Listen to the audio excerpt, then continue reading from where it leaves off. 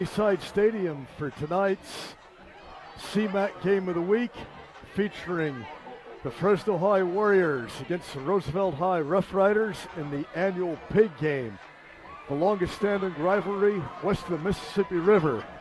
Good evening, my name is Fred Clark. I'll be doing the play-by-play. Sitting to my right, both politically and physically, is Dr. Jojo Reyes, longtime football coach. And Jojo, tonight we have a game that you were able to coach in a couple of times. And the atmosphere for this game is almost electric. No matter what the records are, both teams are always into this game. Yes, most definitely. I don't think it's might. I think it is electric. You know, you hear the music going down there, and you see the student body. You see this. You see the athletes just moving around, bird chesting. Just the whole atmosphere. You see the pregame warm-up when Fresno High came up to the 50-yard line, and and quite frankly, it was like, hey, they're challenging them right now. And then so when we're talking to staff even earlier, and actually some old players, it was all about the conversation. We're prepared. We're ready to rock and roll. And that was an hour before the game. So that kind of tells you something. Well, I had an opportunity to see both these teams practice this week, and even earlier in the week, they were ready to go.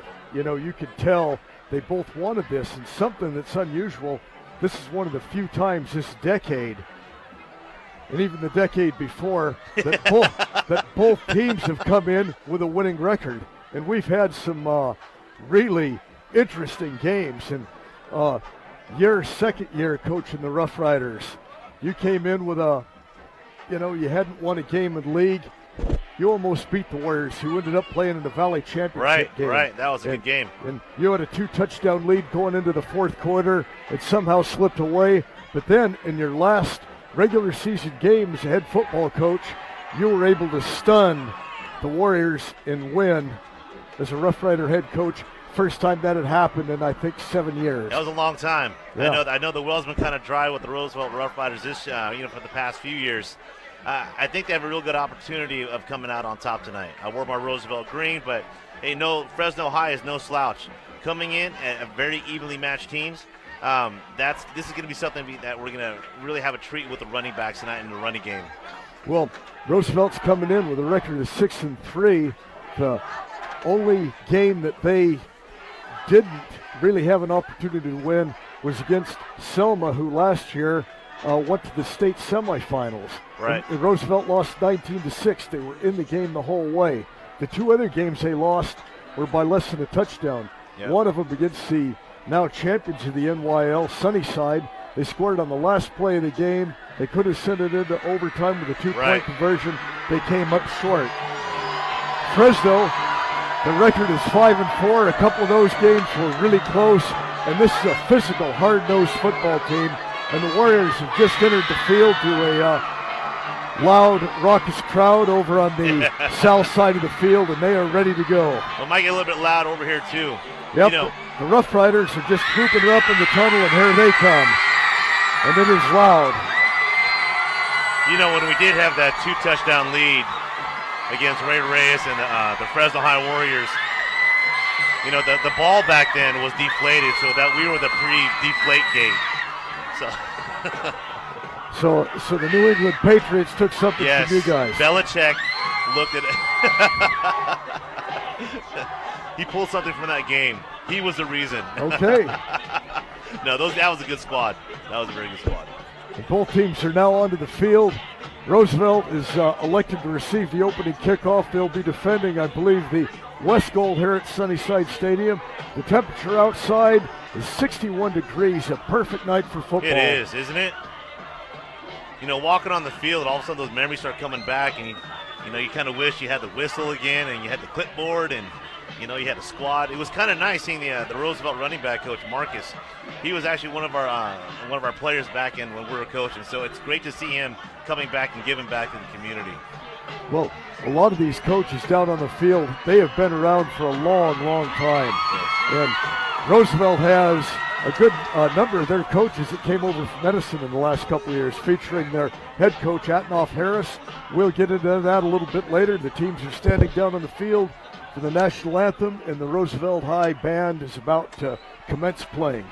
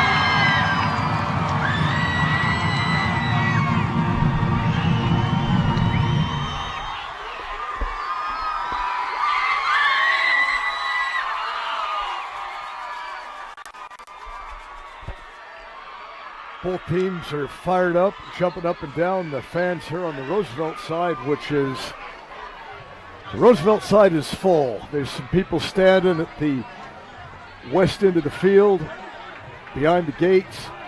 Everybody's full here. Fresno High side, not quite full, and Fresno High's band is AWOL right now, Jojo. Yes, I agree. You know, there's more people flocking into the Roosevelt side, most definitely.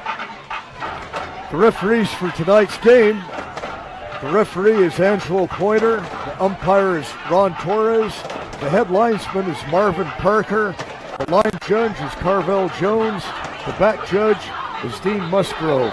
And Jojo, Marvin Parker, the head linesman, I remember Marvin when he was a short defensive lineman playing youth football. He played with my son over 20 years ago. That is a long time. I remember Marvin, but it wasn't when youth football. Yeah, and I mean, that's a long time ago. It doesn't make me feel too young. Oh, yeah. So there's a shout out to you there, Marvin. I could have said something, but it would have been funny. Well, we'll discuss that later. Yeah, right. I gave you false information. The Rough Riders won the toss. They deferred. They will be kicking off, defending the west end zone. Fresno High will be receiving, defending the east end zone. And they're off. Kickoff is fielded about the 8-yard line by Galen Faison, and he is dropped down right at the 20-yard line. Nice coverage. Nice coverage on that kickoff right there. If you notice, he kicked it to a point where he really couldn't get everything set up with his return team. So putting it close to the sideline doesn't give you a lot of options. You either score or you don't. You either score or you don't. They're lining up at quarterback tonight for the Warriors is number 1, John Lahuru. And they want to have the ball in his hands. He can make things happen. Yeah, watching him not too many games ago, he's a definite playmaker on the Fresno High squad.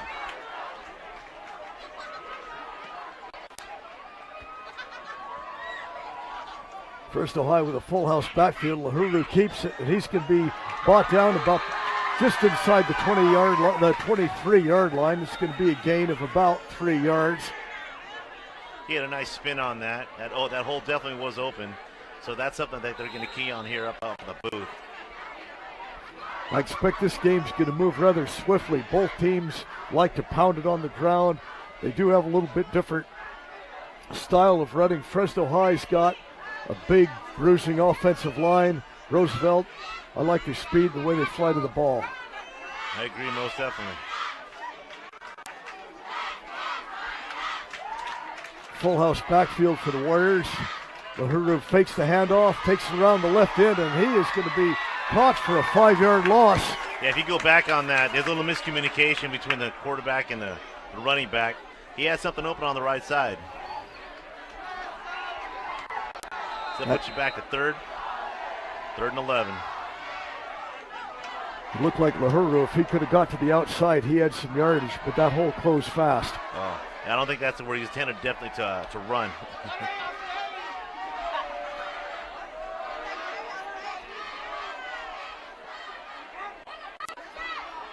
Again, 3 in the backfield for the Warriors. No one deep on the Roosevelt defense. Lahuru hands it off. Nice burst of speed, gains of 7 yards? That was number 20, Max Villanueva.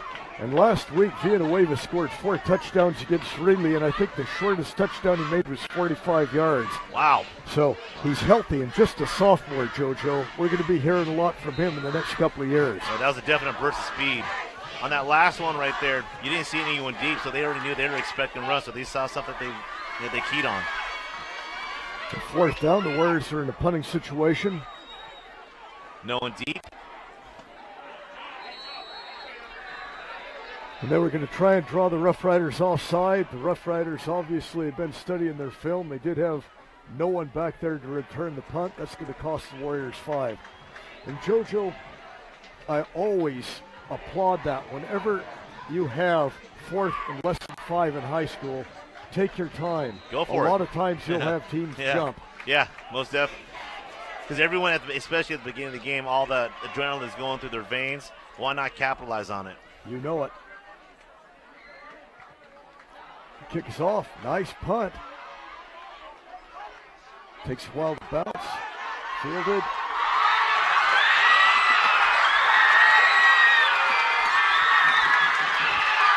And this, and a he's nice going to take it return. all the way. Took it to the house. Austin Bam. That was number 8, Austin Romero, Jesus Romero. And there are no flags down, and that is just how the Rough Riders wanted to get started. Oh, is that number 8? Oh, it looked like a 9. I think we were both wrong. That was number 6. That was Enrique Arroyo. Oh, yeah. Hey, let's see that on the replay. Neither one of our eyes are very good here. And that was Arroyo, and he cut across, got a couple of decent blocks. Oh, that was number 8. Well, we're back Jesus to number Romero. 8 again. That was Jesus Romero, the one we had in the first place. That return alone looked like a young man that was not going to be denied. Looks like they're going for 2. You are right. Jumping on it early. Going for 2. Jordan De La Rosa, the quarterback for the Rough Riders. Hands it off. I believe that's Maxwell, and he is in for the 2-point conversion. Looks like the Riders are ready to run tonight. That was Howard Maxwell in 9 minutes and 26 seconds left to go in the first quarter. The Rough Riders, is that a statement or not? You get a 62-yard punt return and then a 2-point conversion. Is that brass or what, JoJo? That's brash, and I guess I'm setting a statement right now. We are here to play. This is the big game. This is one of those games where it's going to be talked about for years and years to come. You can lose every game, but just don't lose the big game. Well, in Roosevelt, last year, Atnoff Harris took over about a month before the season started. He didn't have a lot of his staff in place. He was kind of left with what was available to him. He had the entire season, off-season this year for weightlifting, conditioning, and he assembled a group of coaches that he was very comfortable with. And you talk about a turnaround from the 2-9 season to 6-3 going into tonight's game. This is an explosive football team. Yeah, the athletes that you have right now, it's good. But also, more importantly, you have more coaches that know what they're doing. So it's not just one person saying, hey, we're going to do it this way, or we're going to teach you some type of technique, but it's all the way across the board. Kickoff's down right about the 9-yard line. A decent return here by the Warriors. Good field position at the 35-yard line. Appeared to be number 4, Glenn Faison. But it's definitely way too early to count the Warriors out. Oh, yeah. Way too early. They're 1 or 2 plays with communicating of making a big gain, 20, 30 yards, easily. Well, with some of the explosiveness they have on offense, we talked about Villanueva with their first series. Lahuru, these are guys that when they get outside, they can really burn.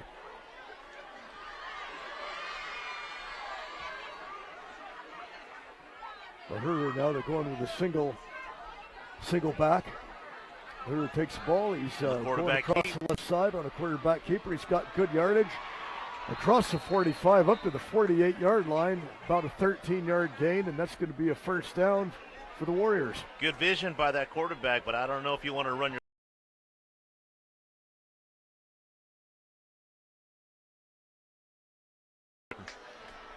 Barry Switzer would argue with you about that one.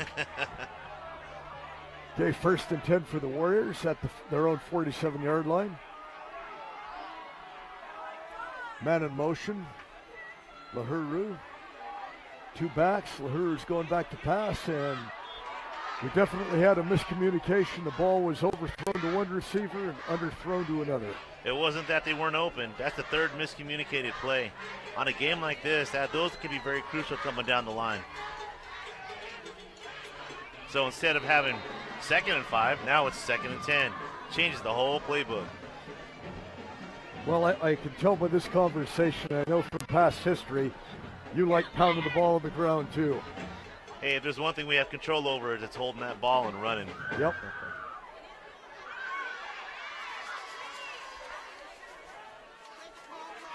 Lahuru going to the right side now. Got an opening around the right corner. He's down almost to the Roosevelt 40-yard line. No flag. Oh, there it is. I mean, unsportsmanlike conduct, looks like. And that's being appealed on the Fresno High side, the Roosevelt sideline. I don't think to any avail, but it looked like he was well out of bounds before contact. You know, you talk about running the ball. I love running the ball. And at the time at Roosevelt and where we were at and how the system was back then, where we had control over was running the ball because we had a lot of guys that didn't know how to play football in the first place. Nope. The flag they waved it off. The flag's going to be waved off, and I want to elaborate on a little bit more after this next play if possible. Good for a first down.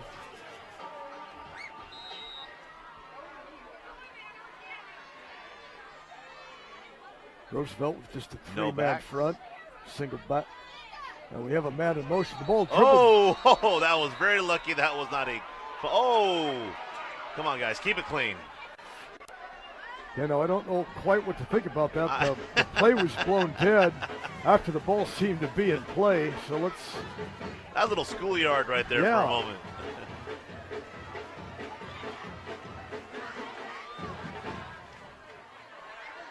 Okay, let's have a call here. Come on, Angelo. Tell us what happened. Well, the Warriors are walking backwards. It's going to be a 5-yard penalty, illegal procedure.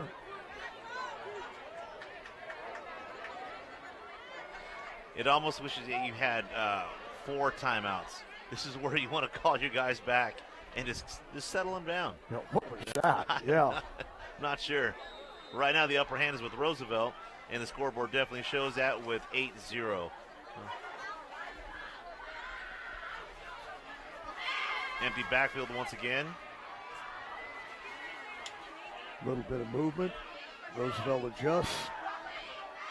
Lahuru, he fumbles the ball, picks it up, and he's got a little bit of space over on the right side, and he's going to be brought down inside the 45 by a bevy of Rough Riders. It's going to be a gain of about 4. Wow, that was those are definitely 6 earned yards right there with that miscommunication, a little fumble of the ball right there. Yeah, Lahuru did a pretty good job picking that up. Making something out of nothing. Yeah, he didn't kick it in front of him. Warriors got a pretty favorable spot on that too, so it is going to bring up second down and 11 yards to go. Yeah.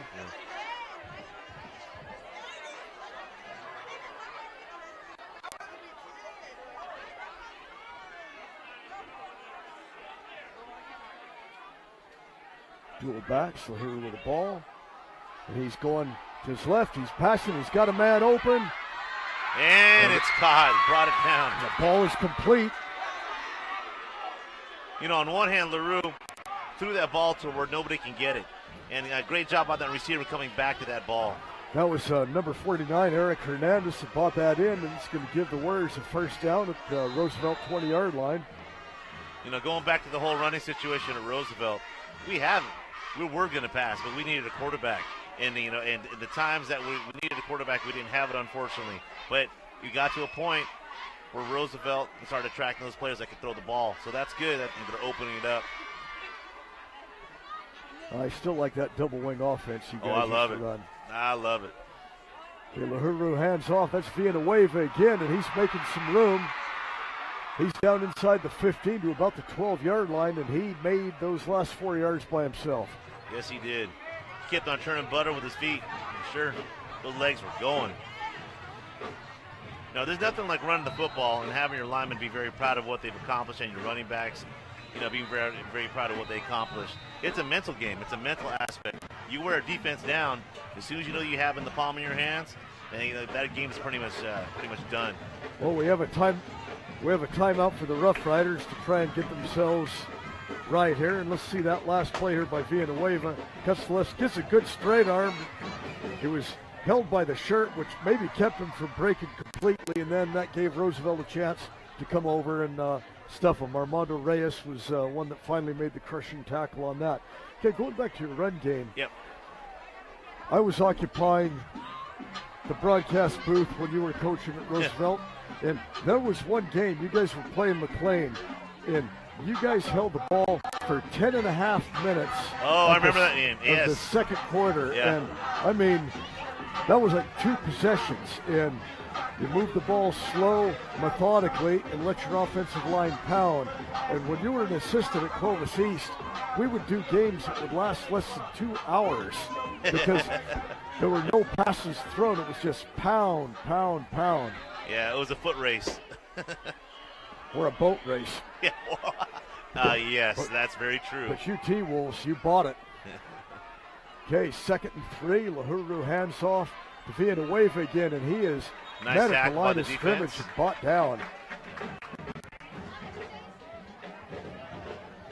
What I like about that young man that's running right now, that he likes contact. He wants the ball. He said, just give it to me. I'll take about 30 carries. I'll ride it. Yep. I'll put you guys on my back. And when you have young men like this, it just gets stronger as it goes, and those offensive linemen feed off of that. Oh yes. No doubt about it. When you're in the red zone, you've got to score. On a big game like this, you've got to score. 2nd and 3, 3rd and 3, and then Lahuru's taking around, and he's going in, but flags are down, and I think this is going to be coming back. Yeah, that flag being thrown in the back there looks like it can be pretty much one thing. A hole. Yep, about 95% of the time, that's what's going to happen. And this is where you see about the offensive coordinators throwing something or someone losing their mind. And it is a holding penalty on the Warriors.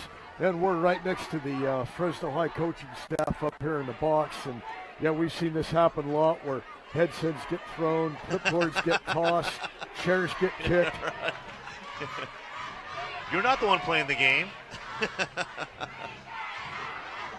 Yeah. But the juices constantly flow. Getting over defeats. As a former coach, it takes the entire week to get over it. And then your only salvation comes Friday when you have a chance to atone. Oh, yes. You have to be creative. Okay, 3rd and 5. Direct to Lahuru, and he comes in, gets it down to about the 11. It's going to bring up 4th down. And the Warriors are going to have a decision. I think it's going to be a pretty easy one. They have a long yard to go for that 1st down. And the way they've been moving the ball, there's no doubt what they're going to do now. Yeah, if I'm Roosevelt right now, I may not be reading. I'm just going to pin the ears back. I've got a fast secondary, so let my secondary come and fill the gaps. Because I'm going to fill the gaps up in the front. So guess what? I'm going for it. Bring everybody. Make them beat you on the pass. Yeah, and the way that these balls have been thrown, there's good opportunities to pick that off. And Lahuru's across the 10, down to inside the 9. That's going to be a 1st down. And initial contact looked like he may have been stopped, but must be a good second effort. Second effort and stretched out. You know, the last time we saw Fresno play, I don't think I saw the quarterback run this much. He handed it off to his running backs a lot. That was a Hoover game, wasn't it? That was a Hoover game. Oh, yeah. He didn't have to do as much in that game. Yeah, the Warriors were up 19 before the Patriots got a 1st down. Okay, 1st down at the 8-yard line.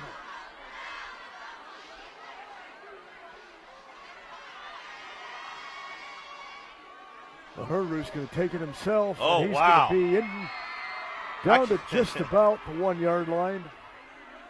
I think I could have drove my Dodge through that right there. That was a hole, wasn't it? But I guess if your holes can be that large, why not run? Go for it. But if you're gonna have to grind it, right? If you're gonna have to grind it, I get a little worried about my quarterback. Yeah, the Rough Riders, I think, are gonna have to stick a few more men in the box. Because that Warrior line, they're big and physical. They love to play this kind of football.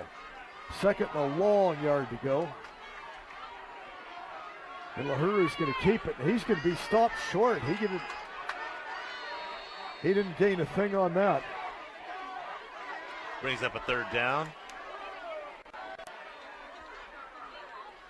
I'm actually quite amazed that they've been trying to punch it up the middle for 4 plays in a row. I'm looking at the edges and watching everybody else come in and fly in. You might have a little bit more success on the edge. Well, with both Lahuru and Villanueva, they do have some speed.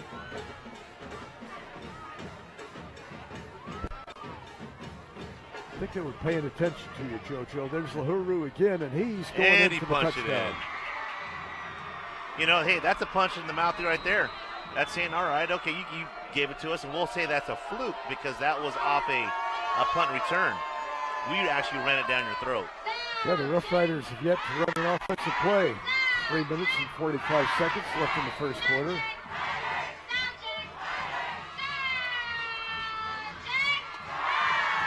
Fresno High is not matching the 2-point conversion. We'll go for one. It's Francisco Pantoja coming in to attempt the extra point.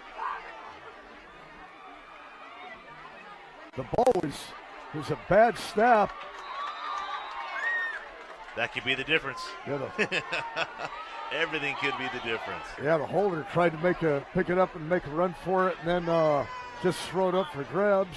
PAT is no good. A look at the scoreboard. 3:45 to go in the first quarter. Shows the Rough Riders 8 and the Fresno High Warriors 6. Yeah, you know, coming into the game, we're saying that we have two equally matched teams, and on paper we do. But right now what I'm seeing is that I'm seeing one team be a little bit more dominant than the other. Too many mistakes on one side. And that just can't happen. Well, we'll see what the Rough Riders bring here when they get the ball. You're going to see they have a couple of running backs, Howard Maxwell, Isaiah Chambers. When the ball's in their hands, they make things happen. That Maxwell, he's quite a fun person to watch. I'm not going to argue that at all. I think we can see the ball in his hands often. You know, how often does this happen when you've played most of the first quarter, you're ahead, and you haven't run an offensive play? Getting a little anxious. I like it. There's only so much Gatorade you can drink. I like mine with plenty of caffeine.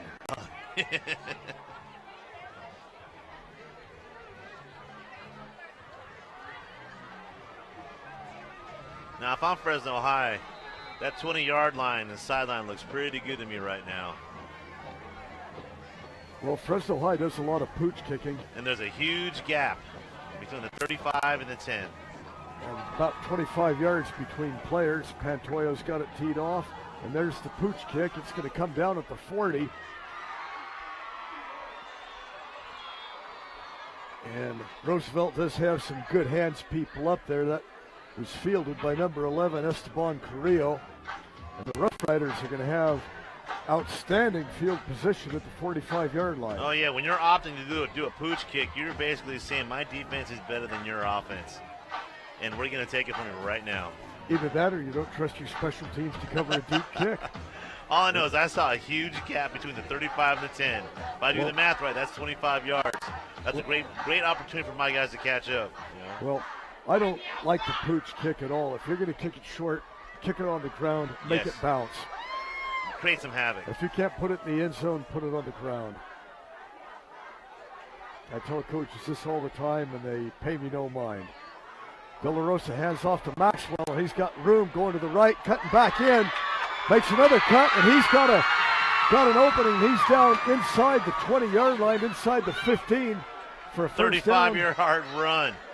One carry. I like those stats. But when you're Fresno High, if you watch their defense, they're playing really soft as well.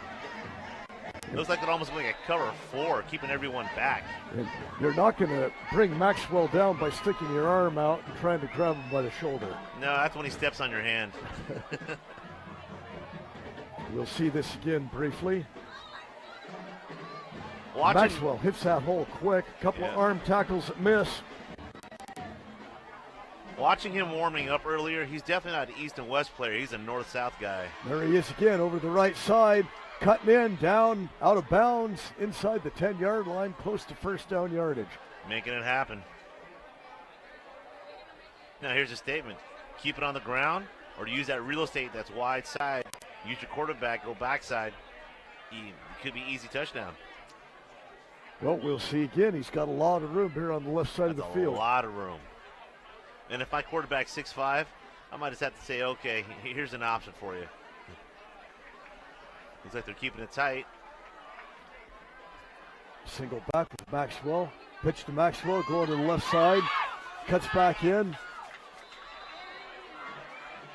Nice job on the Fresno High defense. It's going to be close to first down yardage, down almost to the 10-yard line. I'm not sure if I would have gone and did that pitch. Looked like he had a lot of success on the direct handoff. Just go up north and south. Don Speed, defensive line coach for Fresno High, over to our right. Maxwell in the backfield behind De La Rosa. Just a handoff over to the right side, and he is great met. penetration. It's like number 4, if we get a replay on that. That was Glenn Faison coming in, and he made the stop. Oh, he came in. He came in with a mission. That's a loss of about a yard. It brings up fourth down for the Rough Riders at the 11-yard line. We'll see this again. Yeah, most definitely this is 4-down territory. Nobody picked Faison up at all. Diamond Reed's in on the play.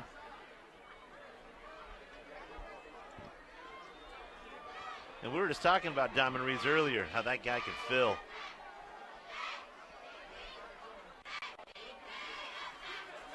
Then a delay to Maxwell, and There you go. He's going to have first down yardage inside the 10, down to about the 7-yard line. And was he able to twist off a little bit there, JoJo? I just caught the tail end of that. A little bit, but, he already had the first down. Like I said, he's a north-south runner. Just give it to him head on, give him a seam, and let him get 4 yards out of it.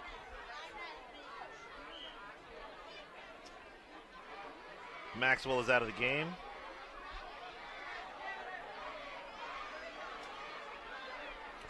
When Maxwell's out of the game, we have Isaiah Chambers, who's also quite a threat. A little bit smaller, but a lot of speed. De La Rosa fakes hands off, goes to the left. He's got a man open. Touchdown. And there's a touchdown for the Rough Riders. That is number 8, Jesus Romero, bringing it in for the TD. Looked like a little miscommunication, or maybe that was a play action. Lots of room, lots of green. Had 2 receivers in the back. Just found someone that was wide open. I would like to say it was drawn.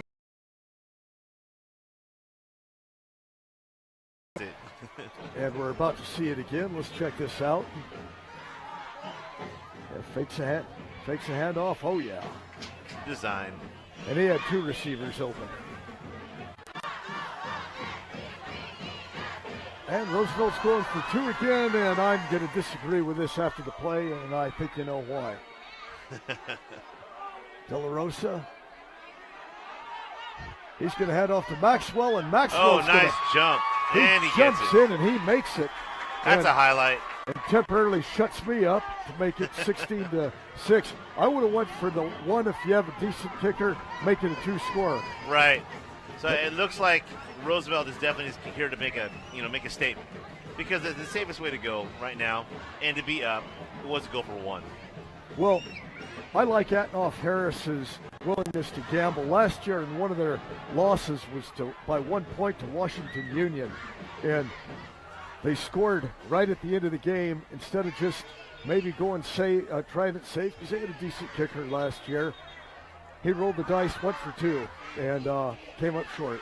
But you know what? I'm glad he did it. I love it. Hero or the 0. That's it. I'll go for the win. Go for the win. Well, I saw Army do that earlier in the season in one of their games, and I forgot who they were even playing.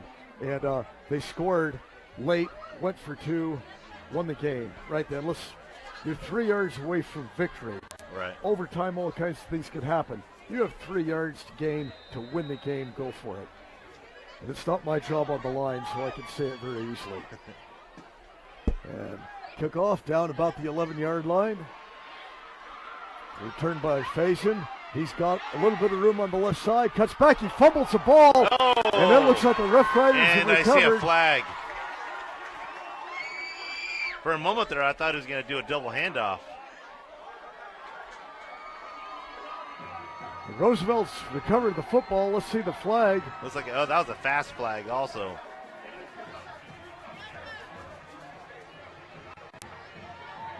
I think you saw one of the first. Oh, there's a flag. I thought maybe it was one of the Warriors' shoes. Looks like the play's going to stand. The call's going to stand. Defense is coming out on the field. Okay, Faison, he cuts to his left. He comes up, switches the ball, Whoa. switches it back to the right again. And fumbles. He just got stripped from that elbow got grabbed. I don't know why he moved it back to his right arm. Well, I'm not sure why he threw it up in the air in the first place, the first time. Okay, the Rough Riders with a great opportunity. The ball at the 29-yard line of Fresno High. Roosevelt with a full backfield. Straight ahead to Maxwell. Gained about 5. Hey, run that play 4 more times.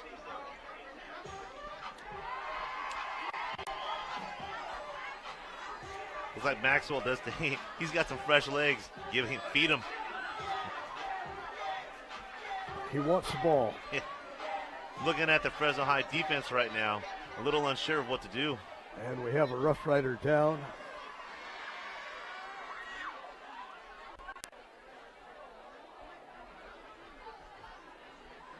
That is number 15, Brandon Elizondo. Shaking up on the play. Momentarily shook up. Well, second, now let's call it 4. Single set backfield, that is Maxwell behind De La Rosa. Has a lot of options there.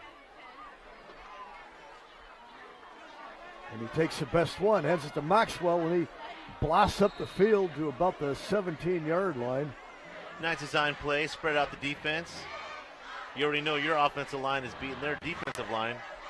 Might as well just throw some different faces on there, run the same play. This surprises me a little bit, the way that Roosevelt's pushing Fresno High off the ball, because the Warriors defense, they've been tough. Oh, yes, I agree. I've seen them play already, and I was really impressed with their defense. Well, that's the last play of this fast-moving first quarter. Look at the scoreboard. Roosevelt 16, Fresno High 6. And is that how you would have thought the first quarter was going to end? No, if anything, I thought it would be 7-7, 7-6.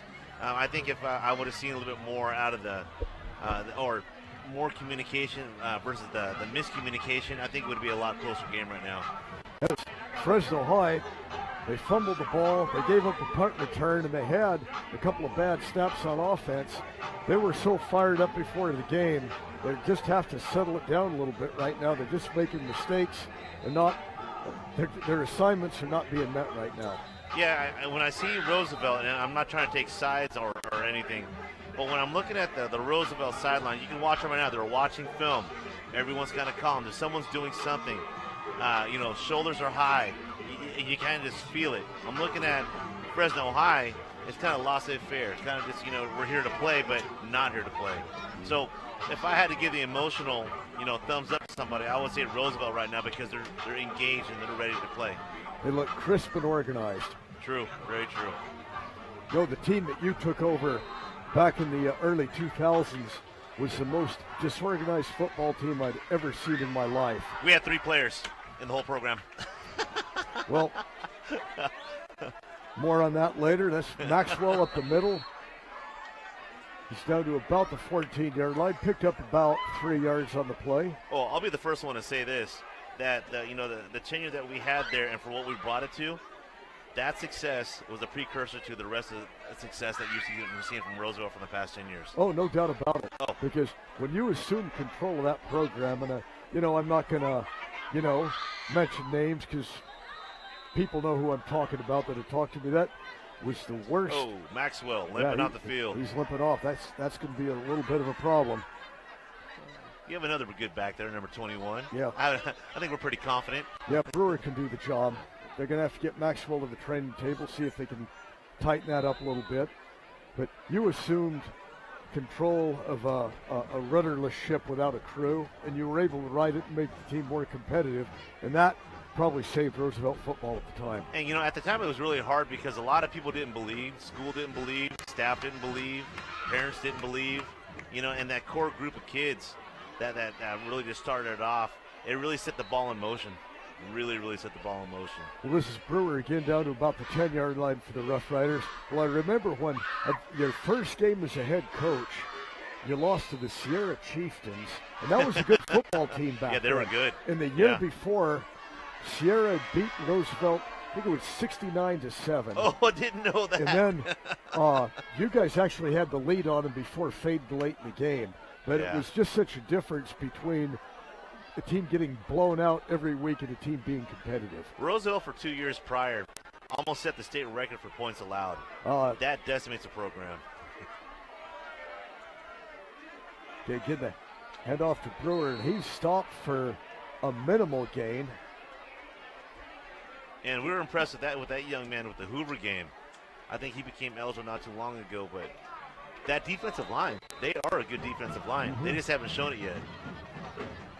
Well, 4th down and still a long 3 yards to go for the Rough Riders, and this is where the Warriors really do need to make a stand. Oh, go for it. Or if I have a kicker, why not extend the lead? Well, if I had faith in my kicking game, I would probably go for it, but 3 yards to go, or a long 3. But see, this is where I would go for 3 because you're going to go into the playoffs. You're going to need everyone to be, firing all pistons. Why not feed your kicker? I agree. I totally agree. I'd take the 3. Even if he misses, it's okay because the next time he's probably going to make it. Well, Coach Harris takes the time out to discuss this. I think he heard us. You know, when you had mentioned the situation that you took over, it was the year before you became head coach that they did set the state record for the most points given up in a 10-game season. And some of those games, they didn't have a running clock back then. However, coaches could both agree on a running clock. Yeah. And if one coach didn't agree to it, it didn't happen. I remember when we were at East, 2 things that stick out of my mind on that game. Number 1, our defensive end scored a touchdown off of Roosevelt because he threw it right to him. So that was number 1. And then on the defense on the snap when we ran the ball didn't touch our linemen. They all dove to the ground. Wow. There are 2 things that stuck out of my mind. How could you do this? Well, I think East scored. You guys scored the first 5 times you touched the ball. Not 5 series, it's 5 touches. No, it was 77-0 that game. And we called off the dogs early. Okay, De La Rosa fakes a stop, throws. Nice. He's got a man in the end zone, and that's a touchdown. Great vision. And once again, that is Jesus Romero. He got hit hard after he came down and held on to the football. Way to concentrate on that. Hey, the receivers are on point right now. And I like the play calling by the Rough Riders. What's nice about De La Rosa right now and what they're doing with the smart play calling is that they're rolling him out. De La Rosa, to me, is not a pocket passer. The release is too low, and on his backside or even his front side, he'll get jammed up. But if you've got a guy that has some decent speed, get him out in space, 6'5", he'll find somebody. Yeah, he's got a big field of vision. Oh, yes. Okay, and they're going for 2 again. De La Rosa hands to Brewer. He Gets to the bounced off outside. 1 tackle, and he's going to be stopped short. About 4 yards short. Brewer is definitely your scat back, but you need a horse kind of like Maxwell. Maxwell's walking it out down there. Yeah, you need some blasting power between the tackles. That way you keep on mixing it up. Yeah, Maxwell's not walking with much authority down there.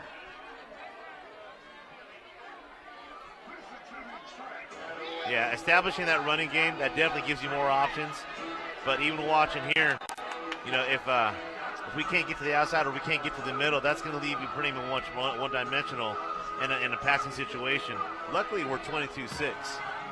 You've got some breathing room. Yeah, 2-score lead right now does help a great deal.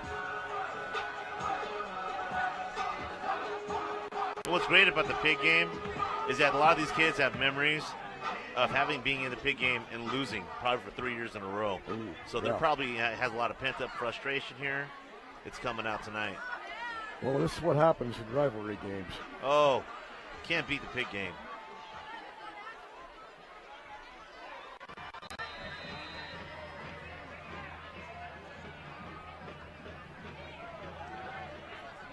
There's a short kick.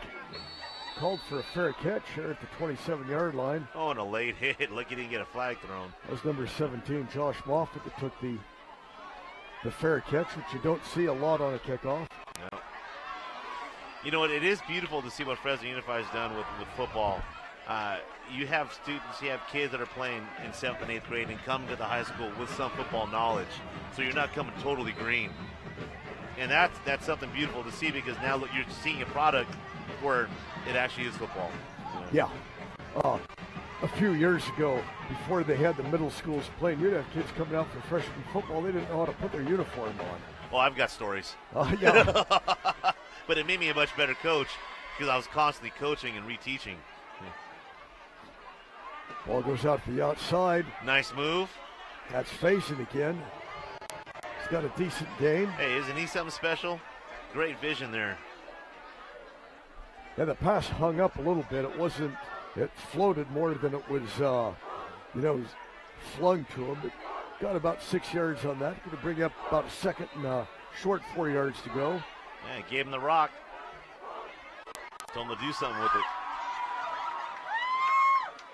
Little fakes to Villanueva. Yeah, those drops can't happen. That was ruled incomplete. That was a Joseph Cavado or Cavedo. I say, what do we eat? You yell, what do we eat? Fresno High going with a mini huddle. Second down, Roosevelt's giving a little bit of a cushion. Third down. Third down. What do we eat? Fresno High, 3 wide. Lahuru hands off to Villanueva, and he's going to be taken down. No gain. For no gain, and this is going to bring up a 4th down. I don't know about you, Fred, but this is not 4-down territory. Right, okay, now they have 4 on the marker, and the Warriors are going to punt. I agree with you on that. Definitely not a lot of hustle down there. Yeah, they seemed a little bit confused coming in and out. They're kind of dragging coming off the field. Not a good sign. Hey, sure didn't look like that during warm-ups. No, not at all. This is Pantoja back to punt for the Warriors, and nobody's back again for the Rough Riders here. Probably looking for a fake. Nice kick. That's going to take a nice favorable bounce. Well, it's going to roll out of bounds about the 30-yard line. I don't know, just had that page in my own book. I think I would have been a little bit more aggressive. I'd block it, go for the block. Well, when you have less than 5 yards to go, I wouldn't want to be that aggressive. I think I would have left safety back, though. But all things considered, Fresno High didn't get much of a roll on that. It looked like initially it was going to roll, and it just kind of squirted off to the side. Yeah, on a rivalry game like this, I tend to gamble. Because it's really just what is the character of your team? What are you trying to portray out there? Nothing against it. Both teams, very, very good teams. This is my personal opinion. I just like to gamble. All right.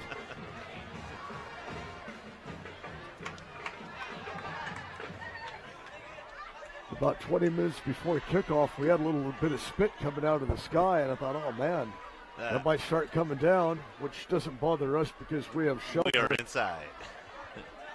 We're going to have a penalty here on the Rough Riders. Did you see what happened? No, I missed that entirely.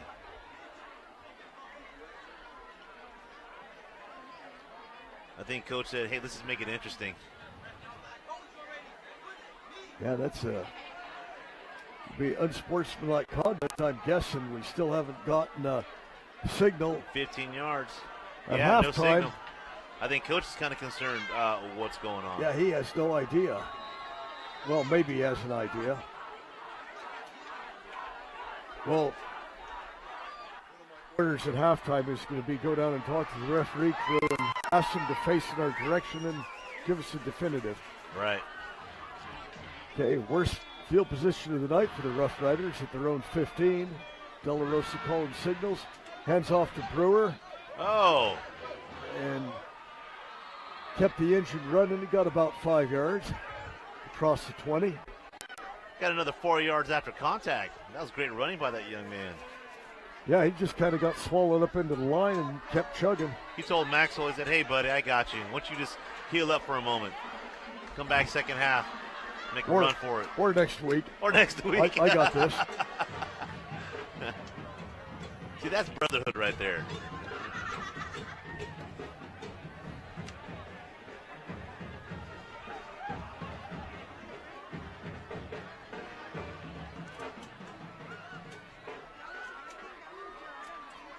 they got 3 wide.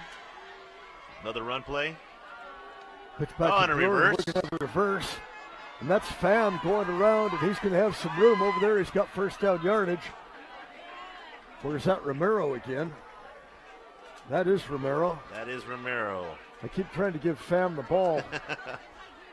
That's a hint. Give him the ball.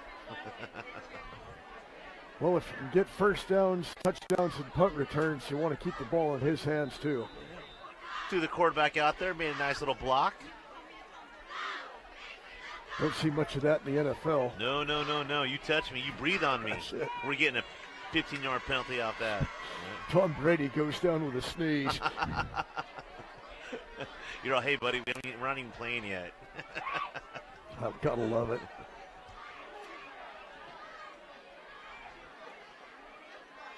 De La Rosa hands off to Brewer again. And he's going to be stopped behind the line of scrimmage as the ball is loose, and the Warriors have got it. Have great field position with 10 yards to go. 6:40 left, 22-6. Fresno High, if they can get on the board, hey, it's a give one, take one. This is a big break that the Warriors needed. Great thing about the pig game, anything can happen. Oh, yeah, you know that. Yeah, I think I set myself up for that one. Well, all 3 pig games that you coached in were hotly competitive. Yeah, it kind of upset me, though, but in reflecting and years afterwards, we played so hard on those games, but it was a belief factor. But it goes a lot deeper than that. So finish this up after here. Direct handoff. Hands off. Gonna get 2 yards. No, it's just when you're trying to rebuild a program and you have kids that believe in you, but just don't necessarily believe in themselves just yet. You know, it definitely is. I can't play the game for you because I think I've said in the past we'd go to every camp and I'd put my paycheck that we would just roll somebody, and we would. But as soon as the kids had to do it themselves and had to direct themselves, it was hard. There was a belief. Great kids. Well, Great it takes kids. a while to establish that culture.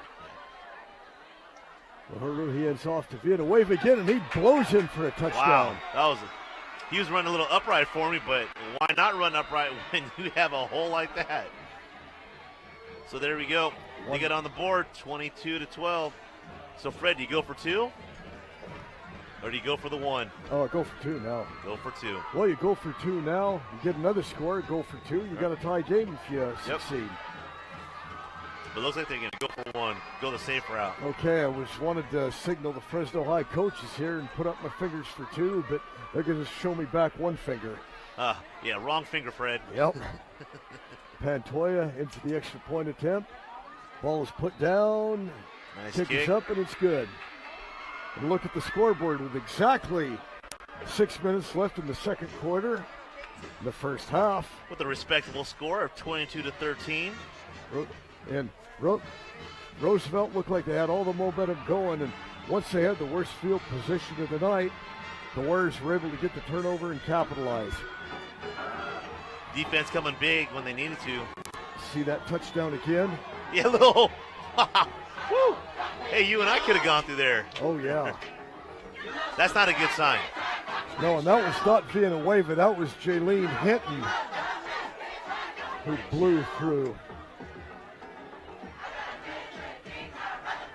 And he's the younger brother of Tyreek Hinton, who was a big star at Fresno High several years ago. Thought I recognized the name. Well, that young man was a ball player.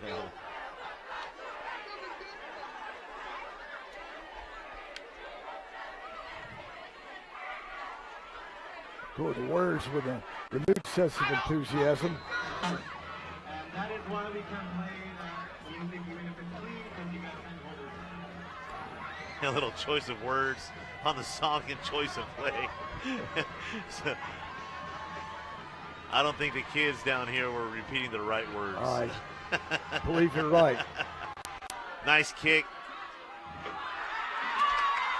And it's fielded by Chambers. Chambers has got a seam. That was a very risky reception by the deep back. If that ball would have flipped through his hands, ooh, that could have been some serious trouble. But instead they have the ball. the 30-yard line, and I have been blowing this all night. I've been calling Isaiah Chambers Brewer. And that's not even close. There's nobody with that number on Fresno High. Maybe he looks like a Brewer. I think you're just covering up for me losing my mind. Yes, I am. Wow, that's a bad one. Isaiah and Isaiah's family who's listening, I give you my most sincere apology. Checks in the mail. Well, no, but I'll buy him a beer. A root beer. Well, yeah, that'd be Isaiah. Ooh, tight formation. Yeah, nobody wide for the Riders. De La Rosa calling signals. Nobody out for the Warriors.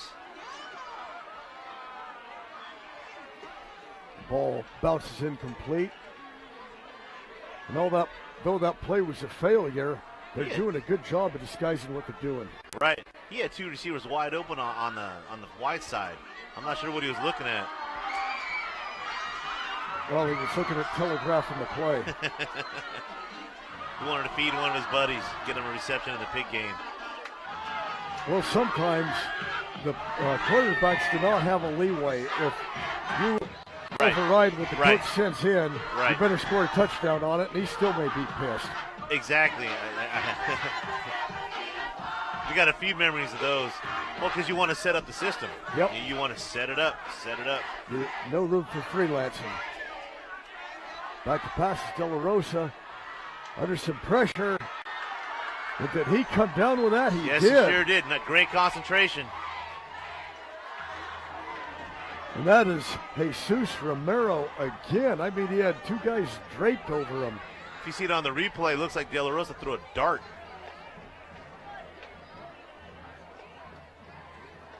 Here's the replay now.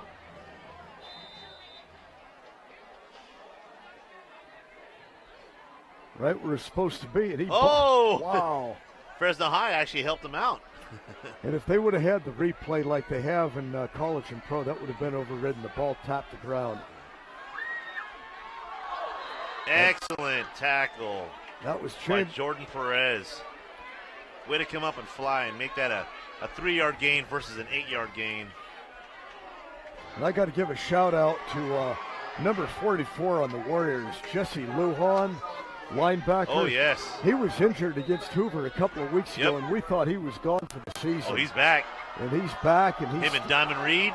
Oh, we saw those guys fill some holes last game.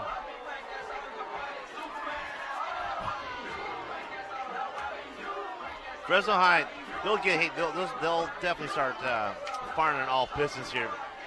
They just need something to get them going. Yeah. That touchdown helped. They're playing with renewed vigor now, and Lujan's coming on the blitz. On the blitz. Oh! Great decoy. Didn't give him a lot of time. And De La Rosa, originally, he avoided problems at the beginning, but there were just too many Warriors coming. And that's the Fresno High defense that we've seen in the past. They play like that, and there's a lot of time in this game. Some magic can happen. Still quite a bit of time in this half. Oh, yes. For a running game, well, we've had some flags and, we had some callbacks, but overall, good game thus far. No third down, 14 yards to go for the Rough Riders. Back to pass to De La Rosa. The pressure's on. On the screen. Little outlet pass. Still bringing up that's a nice gain. 4 yards to go.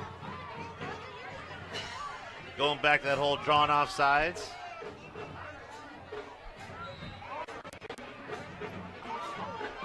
Now brings up a little bit of a quandary for the Rough Riders. 4th and about 5, and they're at Fresno High's 45-yard line. Do you put Fresno High? No way. Deep, you're going for it. I go for it. You're rolling the dice, okay. I'm rolling the dice. The way my offense is running, the way and the Pistons are going, we're good. We're fine. And you're a Tim Murphy disciple, so you're not punting on 4th and 4.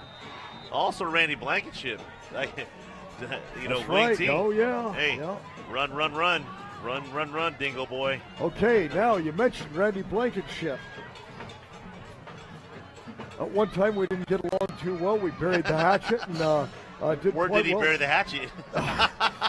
Well, it wasn't my forehead, and I thought that might happen, but Yeah. we rebounded nicely, and I've been following him, and tonight his team, the Aptos Mariners, they're playing Salinas High School with first place on the line. Oh, wow. Now they've got, I believe they have one defeat in league. Salinas has none, or there's some scenario if Aptos wins, they're going to win that division again. Wow. And he's had so much success turning a relatively soft program into a hard-nosed Randy Blankenship coached outfit.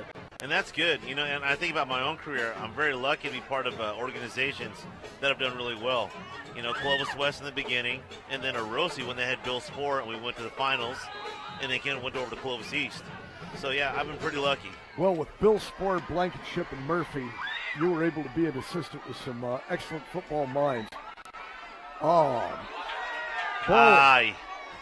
ball is That was in the incomplete. hands. He's going to be thinking about that one for a while. And that was with the Joshua Williams. I believe you were correct. And the ball was there. That was definitely a catchable pass. There you go. Just coach him up. Teach him, coach. There you go. No need to yell. We're fine. Now with 2 minutes and 58 seconds, Warriors have good field position to get this game into real striking range. Hey, this is where defense. Bring it up. Here we go.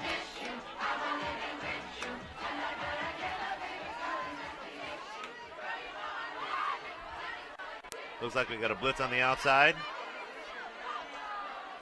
A little bit of a delay, and that's going to go nowhere. Nice job by the defense. Closing holes. Now, if I'm Fresno High, I'm looking at all this green out here. I've got fast receivers. They get behind you and in front of you, and I'm quick. I'm taking it, and I'm going for a roll, going for a gamble. Give me that 5-yard little dink.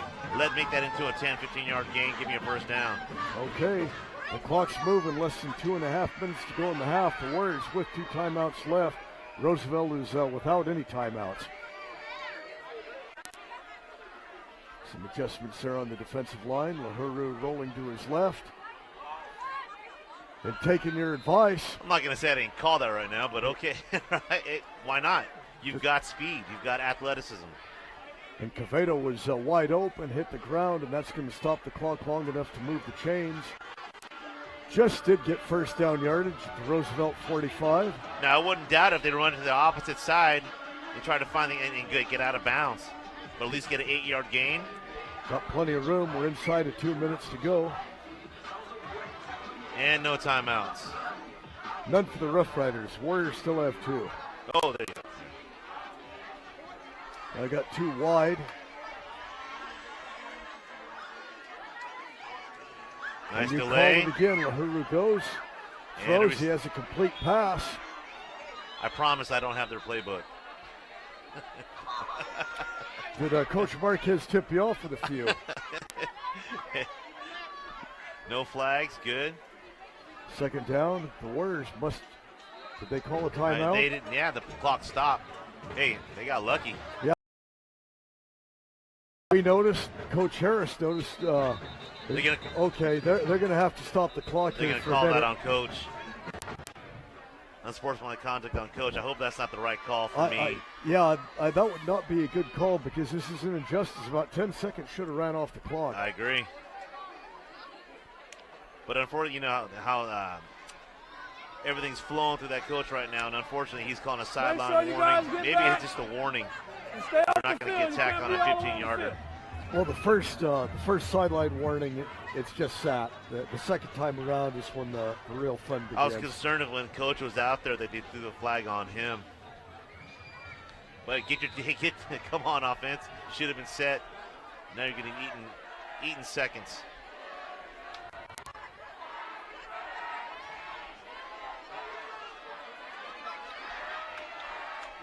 Deep, hands off to Villanueva, bounces to the outside. And somehow finds a hole. No, that. Clock stops, getting to the first down, moving the chains. And that was Hinton again, not Villanueva.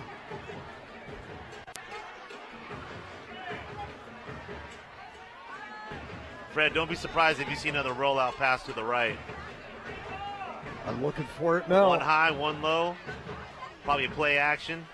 You know, the Warriors, if they're not going to use their timeouts, they got to show a little bit urgency. Yeah. So they've got 2 wide, so here it comes. And Warriors look like they had a little bit too much movement. 2 people in motion. Oh. Now we have a sideline warning. Sideline warning. Fresno High. Yeah, Fresno High. Hey, they stopped the clock. Fellas, get on the line. Use that to your advantage. If the ball's You have advantage right now. yes, it was. Coach Marquez is now unhappy. Gentlemen, at this time, we ask all senior parents, forward, band, color guard, and cheer that they can start coming down to the sidelines. Oh. On your Okay, now right, they're This rolling the one's clock kind of again. killing me right now. on your right-hand side, please. We will Timeout. Okay, now Fresno High burns the timeout. And 8 they burn- seconds went off the clock since the last play ended, at least that. Oh. This is where I would go. This is where I throw a clipboard against the wall. Well, this is ironic because In my mind. right before the game, well, an hour and a half before the game, I was talking to Ray Reyes, the acting athletic director at Fresno High and longtime coach, and we were talking about clock management. Yes. And, you know, there's been a few issues with clock management in a lot of high school games. You can see why. But if we can see it up here, the wins and losses here don't affect us. It affects the coaches yes. here. This is where you have to have quality control Right. and be aware of how much time you have, how many timeouts. Yep. I mean, come on, you got less than 2 minutes on the clock. You've got to be aware of this. Yep. And you talk about clock management. And I know for us, back in the day, our offense, we would run plays where it was specifically designed to get 3 to 4 yards and not big gains, because we knew that our defense wouldn't stop their offense. So we wanted us to chew it up and get it into our favor. So yeah, clock management is huge. And it frustrates me even on college games on Saturdays sometimes. There's the Lahuru rollout. rolls out. He's almost brought down. He's rolling out. He's running out of room. He's going to get sacked. And the ball is loose. No whistles. No whistle. No whistles. And we have a Rough Rider, and he may go all the way. And that's going to be a touchdown for the Rough Riders. There's no flags down. And your quarterback is down. Oh, he's back up. And I think everybody in the Warriors thought it was an incomplete pass. Keep going until you hear a whistle. You know it. What I was quite surprised on the Fresno High side is that the quarterback did a nice job of escaping death, but no receivers came back. No receivers came on a comeback route. They would have been open. Well, let's see that again. Lahuru's going, cuts back. Right now we saw him running out of room where, yeah. Ball popped right out. And they were hesitating. It's like everybody's waiting for his whistle. Run, Forrest. That was number 27, Jalen Ford, and he just went all the way with it. It was like, okay, what do I do?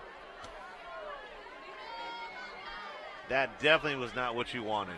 Yeah, he was 20 yards behind the original line of scrimmage before people really knew what was going on. Hey, he's going to have a fun night. Oh, yeah. An outside linebacker taking it to the house. Okay, the Riders are going for 2 again. 11 on 10.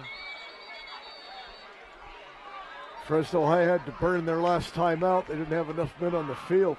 And JoJo, you talk about a devastating turn of events. Oh. I mean, you're in a position where you can get within a touchdown going into halftime with all of the momentum, and then you give something like that up, and it's like, wow. Yeah, I always remember, like, I think about high school football, Coach Christopher in San Diego, he'd always tell us that, the game would always come down to 1 to 2 plays.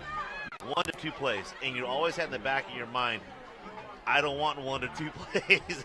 I want 0 plays, to make the difference of this game, But looking here, there's too many missed opportunities on the Fresno High side that you can't, at one point you can't claw back. And so right there, and I see different things, like on that rollout, that was another design play. No receivers coming back to help the quarterback. The quarterback is out there trying to save his life. Get out of bounds. Get out of bounds, And he tried to make something happen. Oh, he did. Can't fault him for that, but you got to be smart about that. Oh, yeah.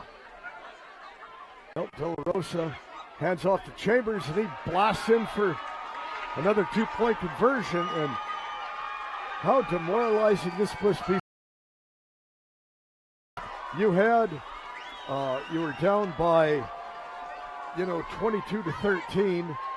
Now you're down 3 scores now. You're not only are you down 3 scores, but on the second half, Roosevelt deferred. So you're looking about eating up another 2-3 minutes. So instead of having 24 minutes, you have about 20 minutes to score 3 times. So you start doing the math. And if you're not playing hot football right now, but then again, we've seen stranger things. We have. Right. But you're expecting a team, okay, you need 3 touchdowns. You need to shut out the other team. And so far, you've only scored 2 touchdowns, and you haven't come close to shutting out the other team. No. You take away, when you talked about Coach Christopher saying 1 or 2 plays, well, we've seen 2 of them. We saw a punt return for a touchdown and a 60-yard return off of a recovered fumble. 2 plays, 16 points. So there we are. Let's call it those 2 plays. Yeah. Right? That in itself. And it's not just that they happened, it's when they happened. Right. When you The give momentum. up points right before the half, I mean, it's just like, I better use That's another demoralizing. analogy because I don't want to be thrown out of the broadcast booth. No, but hey, I've been in that same boat. I get it. I understand. Yeah.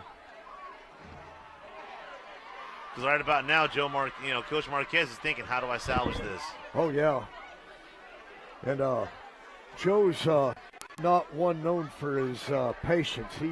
That's not going to be a fun locker room.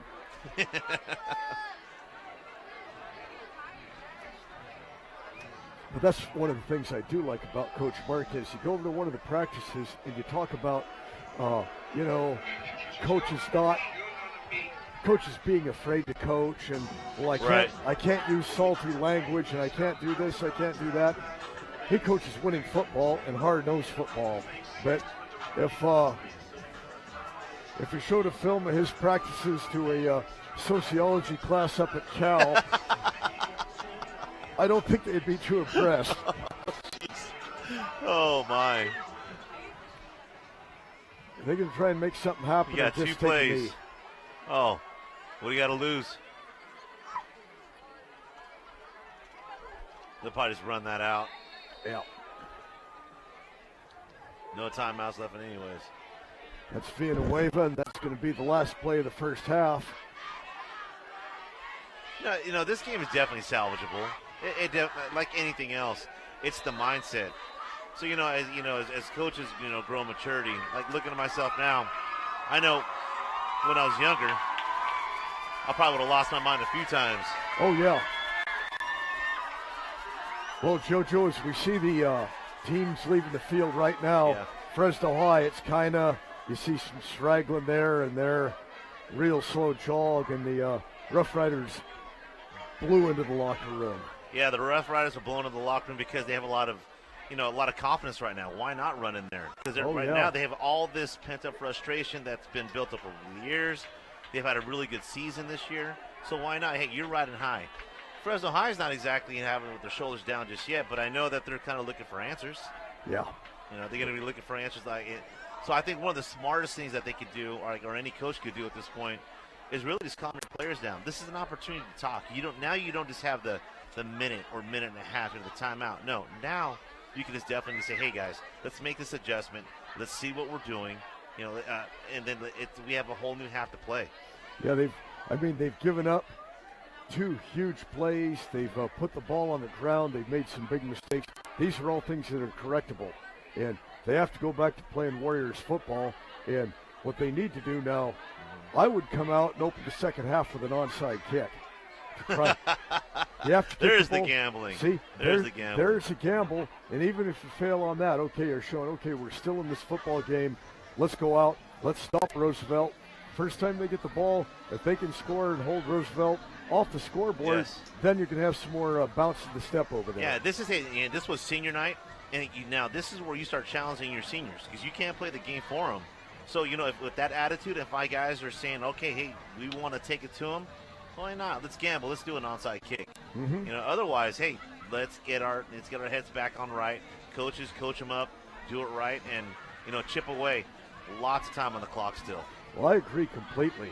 And I think, both of these teams are going into the playoffs. Right. And so you want to go into the playoffs with a little bit of momentum. And either one of these teams now, let's not kid ourselves, either one of these teams is going to be the sectional champion. No. And however, they can both make other teams sweat because they're both very competitive, but they don't want to go into the playoffs Right. on a negative note. No, definitely not. Because, like I said, they're probably getting, depending on tonight's outcome, the highest seed maybe a 4 or 5, the lowest seed maybe a 10. But, you can definitely have an opportunity to ruin someone's postseason. Oh, no doubt.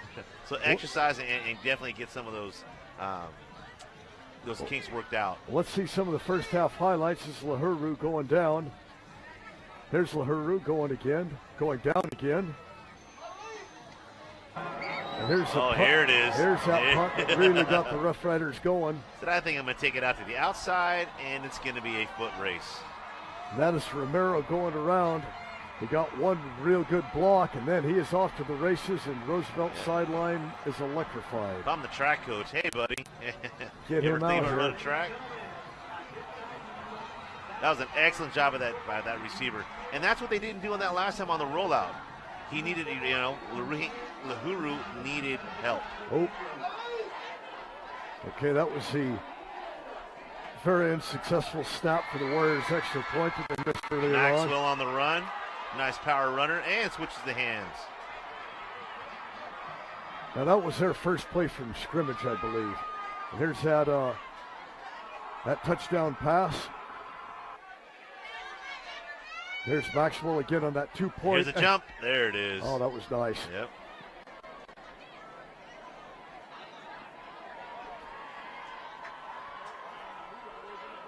Yeah, I wasn't too sure about that. Glenn Faison.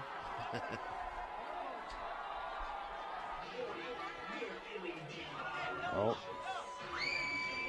There's another incomplete pass. That was Hinton on the run. Oh, yeah, nobody touched Hinton when he came in. Nice blitz. Created some havoc. And on the screen. That was Chambers picking up some yardage on that screen pass. It gave him a position to get that first down. Oh, this is where the fumble. Yeah, this is the bad one here. Oh, he had opportunities. Sure did.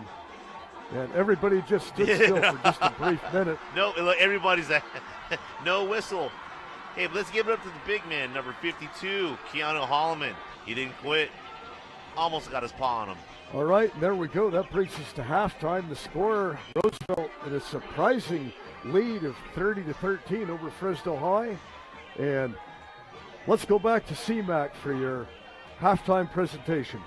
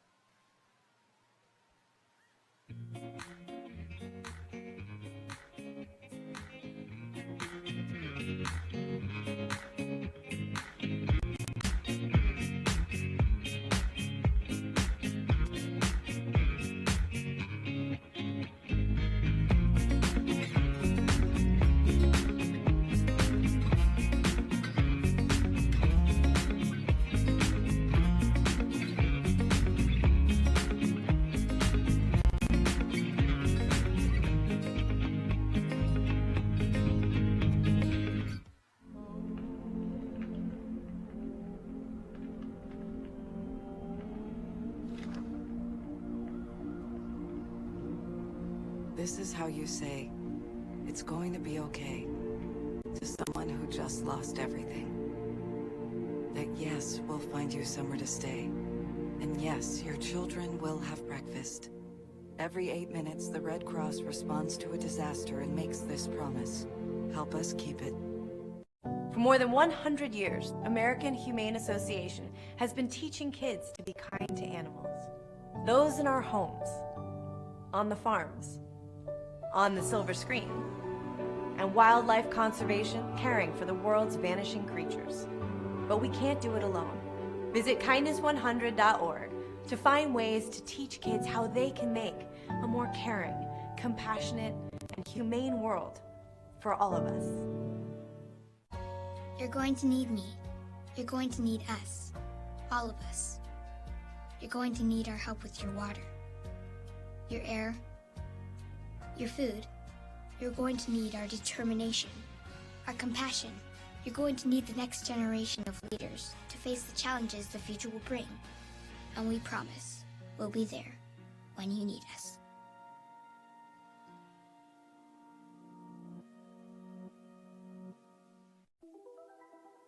Todd's a great guy. I mean, look at him. What a sweetheart. Attaboy. Wait, Todd, what are you doing? How totally selfish and un-Todd-like of you. Come on, Todd. Come on, man.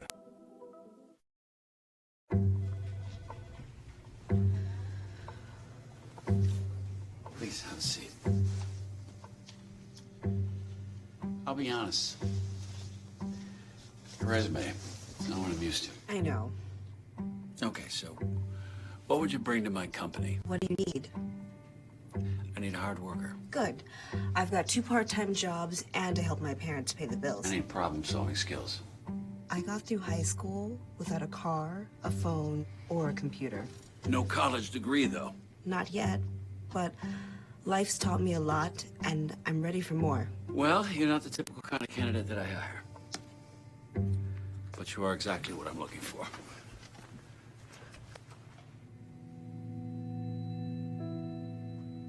Your company could be missing out on the candidates it needs most.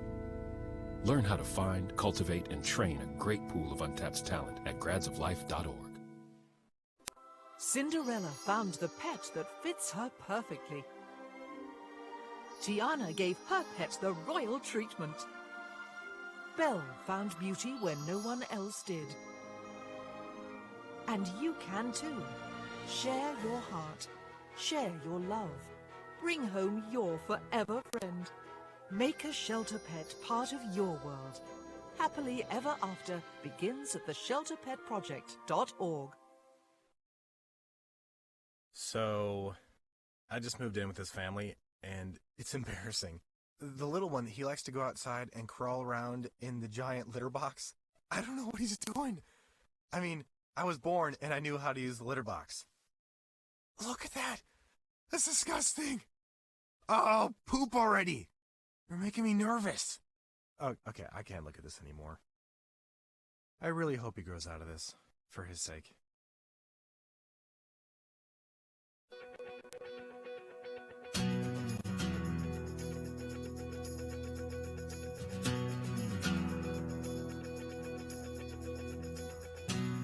CMAC empowers the members of the community to tell their story by offering them the opportunity to learn how to use video equipment, how to use the facilities we have to offer. CMAC is an organization that is devoted to allowing people to tell their stories. 99% of those organizations and individuals that have stories to tell have never been able to do it because they couldn't afford to. Now they can. CMAC empowers members of the community by offering them the opportunity to learn how to use all the wonderful equipment that we have available for them. And then once they've learned, using that equipment to create their own content.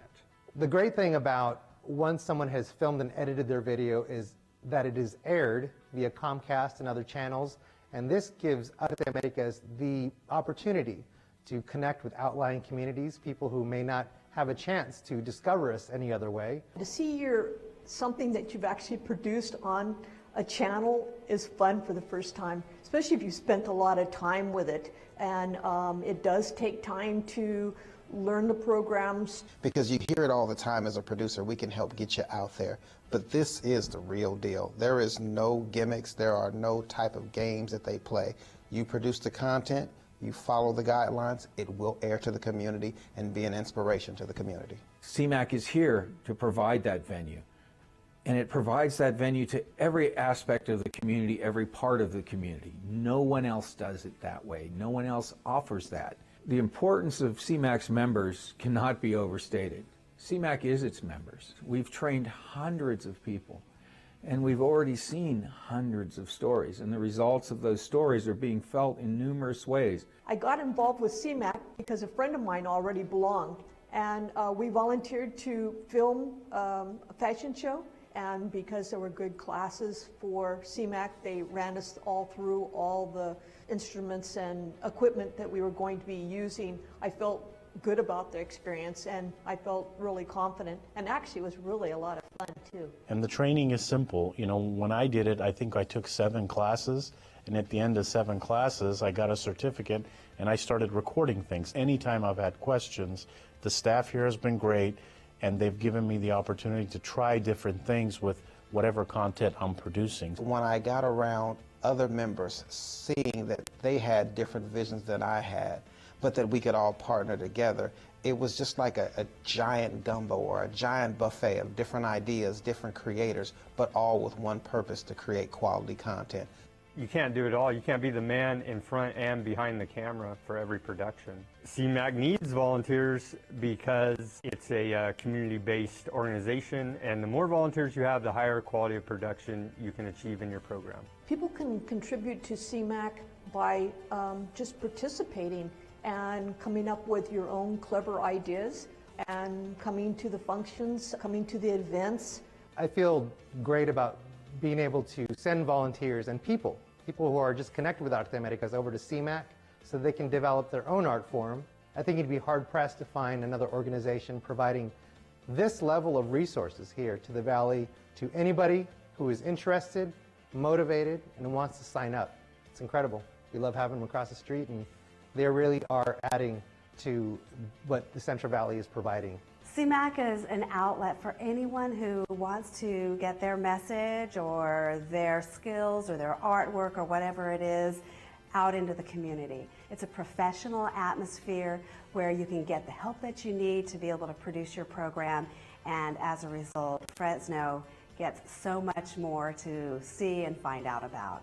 I mean, when I see the smiles when people come through on orientation, or when they're hanging out in class, or seeing their projects being on the big screen in the lobby or on TV, that's magic. I mean, it's one thing to hope to do something, but it's another thing to help people fulfill and be that servant in the community. And that's what CMAC is. CMAC serves to help fulfill people's dreams.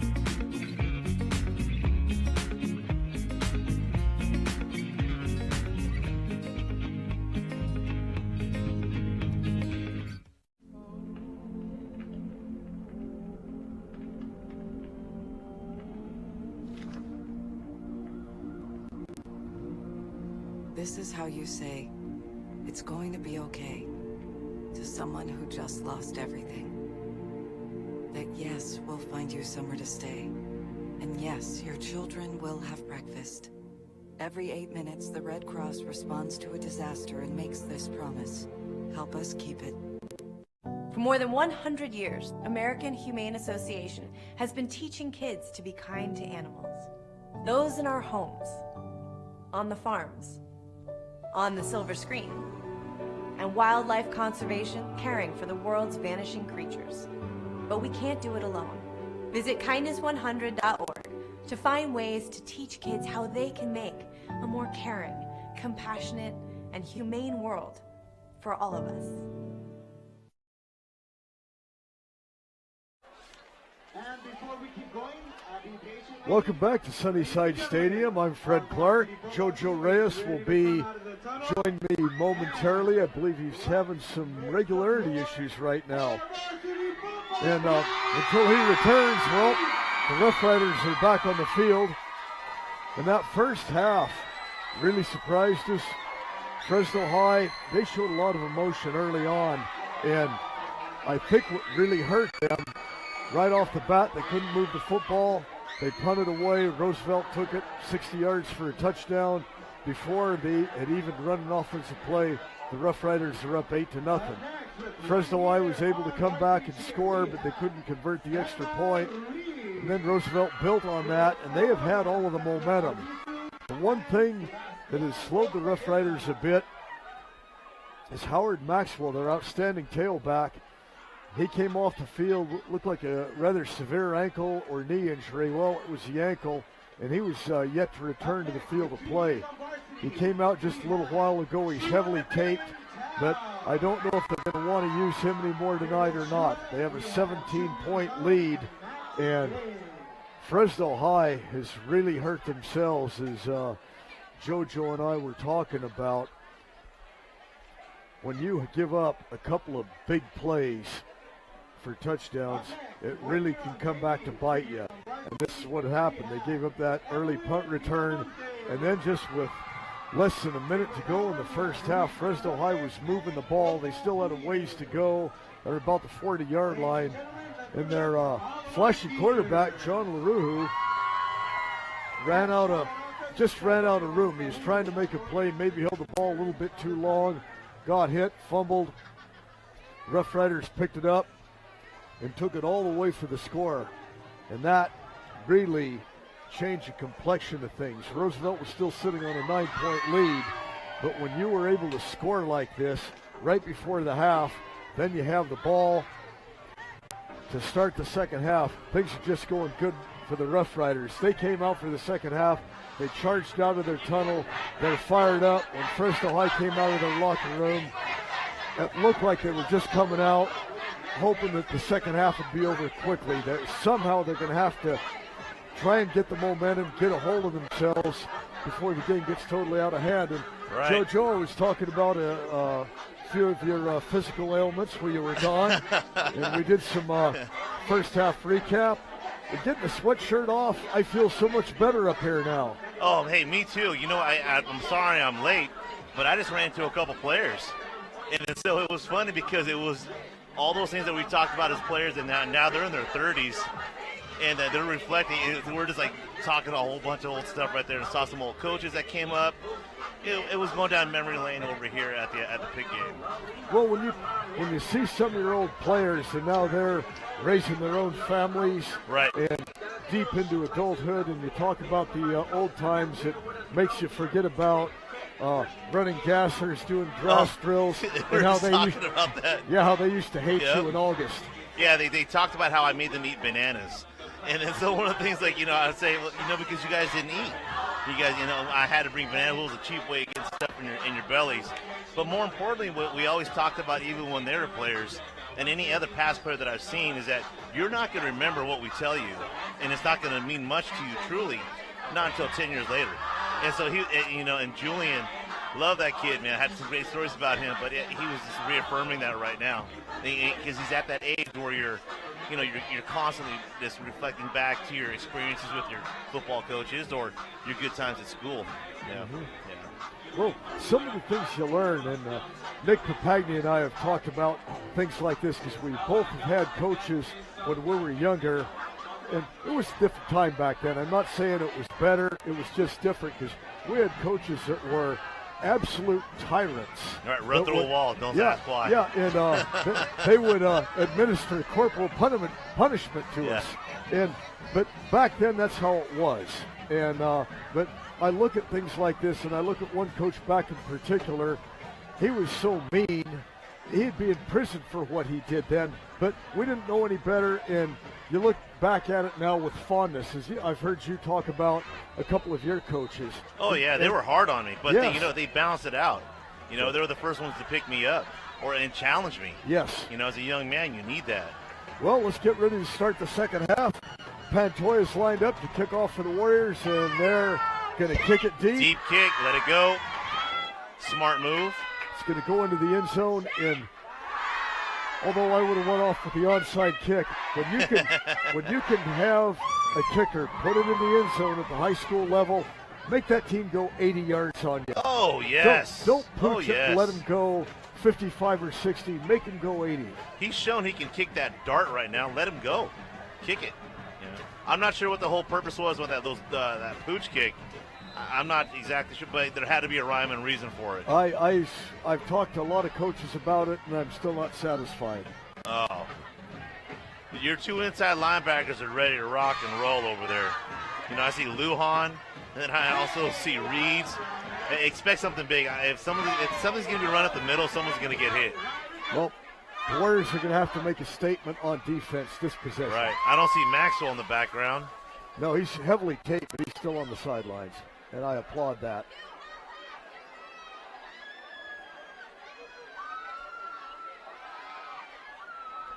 As Chambers bouncing to the outside, and he's got close to first down yardage. Hey, middle was sealed up. Those linebackers came in filled, but you've got to get those edge players in there. And he's just short of the first down by a matter of inches. Nope, I'm wrong.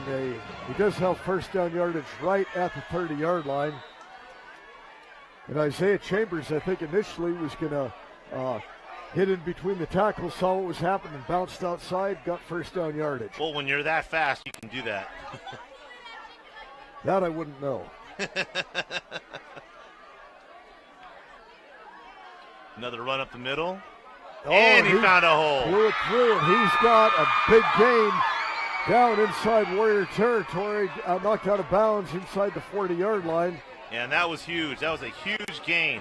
And that was Isaiah Chambers again. And JoJo, when he got that ball, it looked like he was already in top speed. Yeah, it definitely looked like he is a man possessed, because right now they're making the best of what they can do, having the ball start in the second half.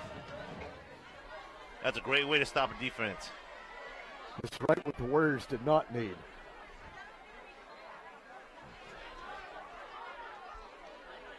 Okay, another first down for Roosevelt. The ball resting right on the 39-yard line of Fresno High, and there's Chambers being bought down.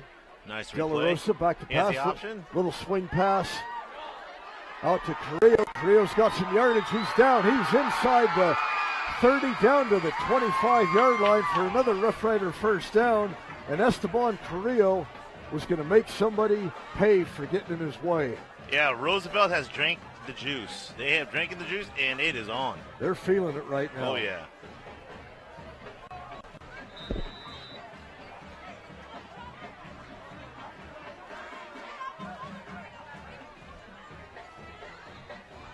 Another first down for the Rough Riders down at the 25-yard line. Hand off to Chambers. Fakes the middle, cuts to the outside. Gets down inside the 20 to about the 18-yard line, JoJo. Wow.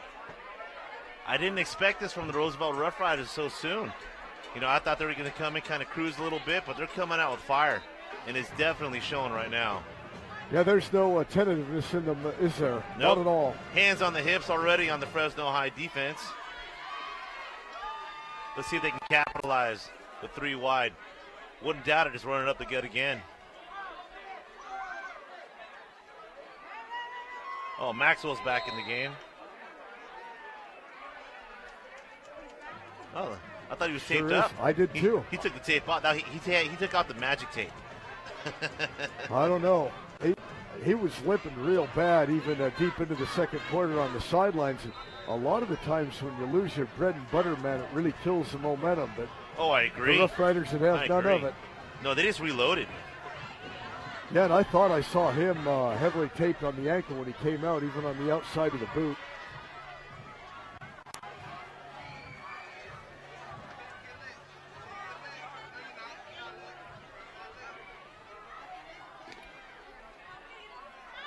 Third down, about 5 yards to go for the Rough Riders.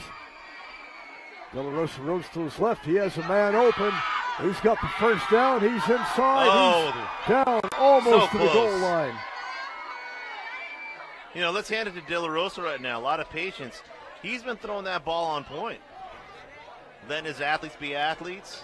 Just No. serving it up. And although I kept trying to give the ball to Austin Pham several times in the first half, De La You're gonna wish Rosa finally got it to him.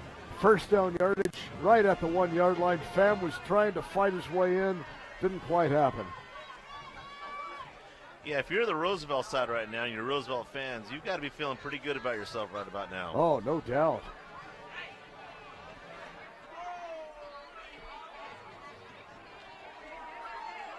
Yeah, this looks like pretty much a design run. The ball to Chambers, and he's going to be stacked up just short of the goal line. Excellent job by the defense. Great penetration by the defensive tackle right there. Still not in a bad position. Second down and 2. Second and goal. Got a score from Sanger, and San Joaquin Memorial's putting it to the Apaches. They're up 21-0. Let me hear this correctly. 21-0. Memorial's against ahead the of Sanger. Apaches. In Sanger. I didn't think that was going to happen. Tom Flores Stadium? Tom Flores Stadium. Wow. That would be a huge win for Memorial. That would be. A second down, still a long yard to go for the Rough Riders for the touchdown. Serve it up again. Untouched on that one. And that's Maxwell. Oh. He came up limping again, but See, he got his 6 points. Now, Maxwell's a junior. You've got playoffs coming up. You're up already, 30 to 13th, and now 36. That would probably be his last play. That would be the last play I would keep him in. Too many things can go wrong. One in particular. Yeah. But this is going to be a beautiful situation for the winner of this game, because what's going to happen is that they're going to combine their JVs, and that JV game that you saw, what was the score there, 10-6? 10-6. And it came down pretty much at the last drive. Yeah, turnover in the last minute. Great opportunity to get your young ones some experience on the varsity level and playoff experience. This is Chambers going to the outside. He's going to run out of space over there, and he's going to be bought down about the 7 yard line.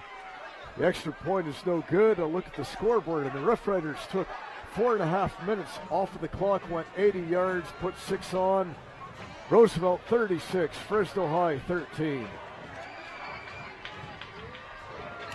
Yeah, looking at the sidelines, hey, you've got a warrior down there. Not a warrior, but you have a Roosevelt Rough Rider. Chambers looked like he just wants to keep going, but hey, you just got to pull him off and say, hey, buddy, you're done. Thank you for serving it up. Yeah, right now when you have a 23-point lead right now, Maxwell's done his job, and right now, we're just, all right, son. Right, and you're in a situation that you're up by a few touchdowns right here. It's okay. Serve it. Hey, let your other guys get in. You know, this is a great time to get some experience for those that have been, busting their tail the whole year that haven't got a lot of playing time. Well, I'm not going to do much of that till the fourth quarter. Oh, right now, you don't want to lose the momentum yet. No, we'll be specific about it, but I would definitely, look at this one rotating. Yeah, okay, I'll do some rotating, but I'm not going to empty the bench yet. Oh, no. Hey, there's still a lot of football left. Definitely agreed upon that. Well, I've always thought, a lot of these linemen, get them more reps during the game.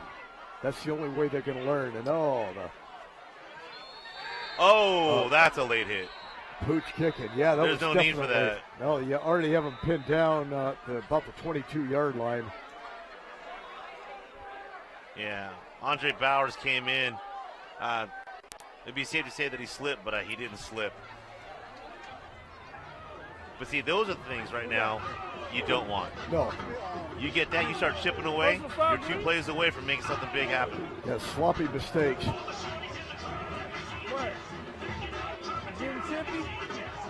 That's going to cost the Rough Riders 15. Personal foul. I went down and talked to Angelo Pointer at halftime and pointed out that we'd really appreciate if after a penalty he would face the press box and be demonstrative of what the penalty is. And he told me to get out of the space and get back up into the press box. He pointed you in the right direction. Yes. Yeah, don't be surprised if they go for a 15-yard intermediate route right here. Or a design run. He's going to be brought down for a loss of about 4. And all of his lanes were closed up. Well, I'm not sure if that might have been the right play call right there, because when you're up by this amount of points, like you're telling your defense, pin the ears back, go for it, just create havoc. That's not really in your favor. Well, that was the understatement of the night. A play that lost 4 yards and saying that wasn't quite what it was designed to do. The wrong direction. Second down and 14 for the Warriors.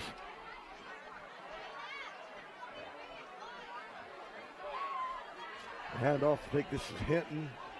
Roosevelt did a good job of closing that hole up. Stopped up that running back, had nowhere to go. See, now you're in a third and 11? Definite passing situation. Now you just gave up your hand. Yeah, that was Villanueva. As you said, JoJo, what Roosevelt's doing right now, they're just pinning their ears back and they're just coming right now. Why not give a hard count right now? Get some of those cheap yards back. Give a hard count. And there's that blitz. The pass is complete out to over the 40, but that's going to be well short of the first down, and it appears that the Warriors are sending in their punting team. See right there in that last play, that hard count. Get those cheap yards. Guess what? Now it's 3rd and 6. Yeah, not 3rd and 11. I can't disagree with that. Yeah. Well, because that inside linebacker, he was on a blitz. He was going for it. Yeah, hard count. He's in the backfield right then. I like good sound effects. Pantoja back to punt. Roosevelt again has nobody back. They were expecting a fake. Another nice kick. Down the 23-yard line. And you know, the Warriors were a little impatient there. Jeremiah Booth down, and it looked like he should have let the ball bounce. It looked like he could have got another 10-yard roll on that. Oh, I agree. I didn't see him touch. I thought it stuck. Okay, maybe I'm wrong. Maybe we can see a replay on that punt. I want to see that again.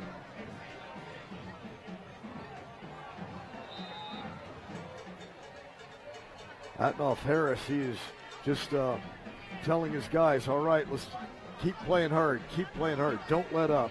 Yeah, chip away, just chip away. Play your game. Now here's the replay. Here's that punt, and here it's coming down. Oh!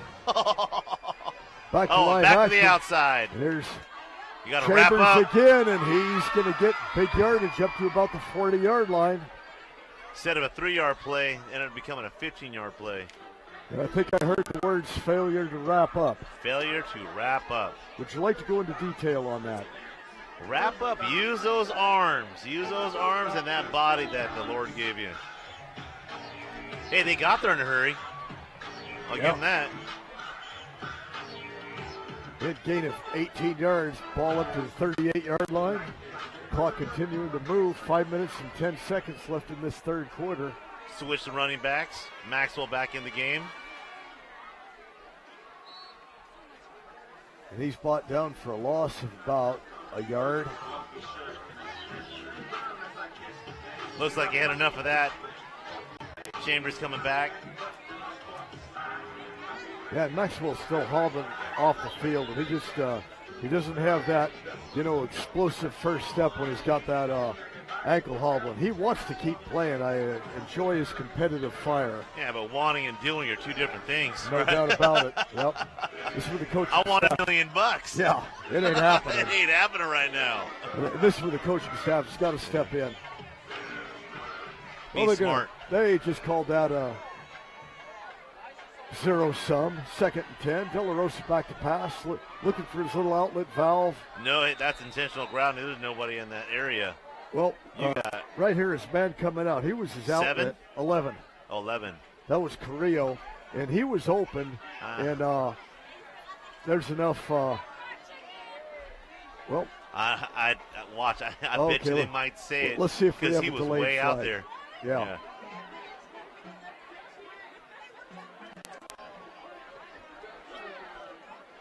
So I can. For Roosevelt's sake, I hope I'm wrong. How's that? Yeah. Unfortunately, I'm right. I like being right. I know that. And I can tell by that smile, more than you like being right, you like me to be wrong, which is even more fun. I'm wrong a lot. I am wrong a lot. Yeah. Those are things my wife says I don't say enough. Yeah. So you beat me to the punch on that one. You hear it too, then. Yeah, Huh? according to my kids, I am not right a lot. Well, with kids, it's different. Oh, gosh. Fast forward a little bit, and they'll come and say, Dad, you were not wrong all the time. When they get a little bit older, they will appreciate So they can you. see it a little bit. Yeah. But you have a ways to go. Yeah, but this is getting a little sloppy football. Too close together.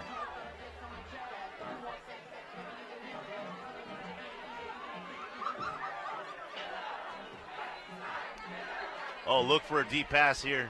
It'll be maybe a foot race. Back to passes, De La Rosa. He looks, and you're right. He's going deep, and has his man, overthrows it. You don't need to throw a bullet, buddy. And you called that one right, too. Oh, goodness. I guess in a New York minute, if I had an opportunity, I would take a team. You know, if I had a job where like, hey, you just lost your job. What are you going to do now? Oh, I'm going to go coach football. I'm going to go coach football. Well, and when your productive education career starts to come to a close, this Yes. is not unheard of. No, definitely so. Look at Gordon Wood at Sunnyside. He went from being a high school principal, he's back to coaching football. There's no one covering down on the deep. And De La Rosa does a good job avoiding disaster, taking off. And a big break for the Warriors there. They stopped De La Rosa. You know, he's went into punting formation, and what an error that was. Look for the limping lineman because he's the one who caught the ball in his butt. All right. Because if we have a replay. Let's see it again. Or someone got hit in the back. Oh, okay, that was a hand. Yeah, that was just low. It looked like hit one of the Fresno High linemen in the face. Then he was able still to pick it up, but It's quite comical from this view. it was. That was funny. Oh, the Warriors now with a break. Great field position. Ball Plenty is of time. 33-yard line, 4 minutes and 1 second to go in this third quarter. If I was a betting man, I would see LaRue coming out and just rolling out to his left. You don't hate this chip away. You only need 5 to 10 yards. You have fast receivers. Let them do what they need to do. He's going to have a little swing pass. Nope, I guess not. Come back. He's open. And the ball was overthrown. That was LaRue- a smart move. Hey, that was a smart move. That was a smart move. He probably didn't see him when he was rolling out, but threw it out of bounds. Smart move. I thought when the play developed, it's going to be a little swing pass to Hinton, and he had some space. He had time. If he would have given it to him right off the get-go, he probably could have got to the outside. Well, we have a couple other scores. Edison's leading Bullard 7-0 at the half, and I thought that was going to be a low-scoring game. Memorial is up on Sanger 28-7 in the third quarter. Hoover leads McLean 8-6.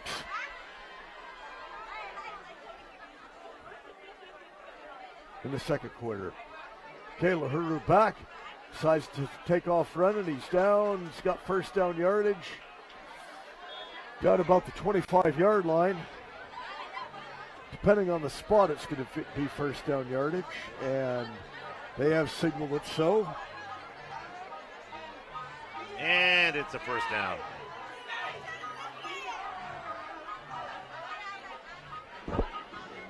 And Roosevelt has done a good job blocking up Fresno High's receivers. Oh, most definitely. You know, but also on one hand, the Huru, they're wide open. Get them the ball faster. They're giving you enough cushion. You can make a play. if he has that vision of the field. Right. Fakes down. Oh, my goodness. The ball is underthrown. It's picked off. This may go all the way. It's number 4, Perez. Oh, that might be another flag. And he's slammed out of bounds. It's going to be a... After the interception, maybe block hitting in the back.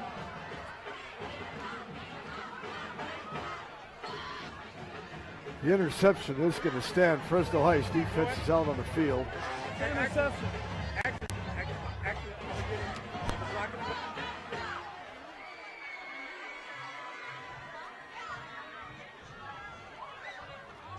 Okay, Will. Or maybe it won't stand. So we got well, a block in the back against Roosevelt.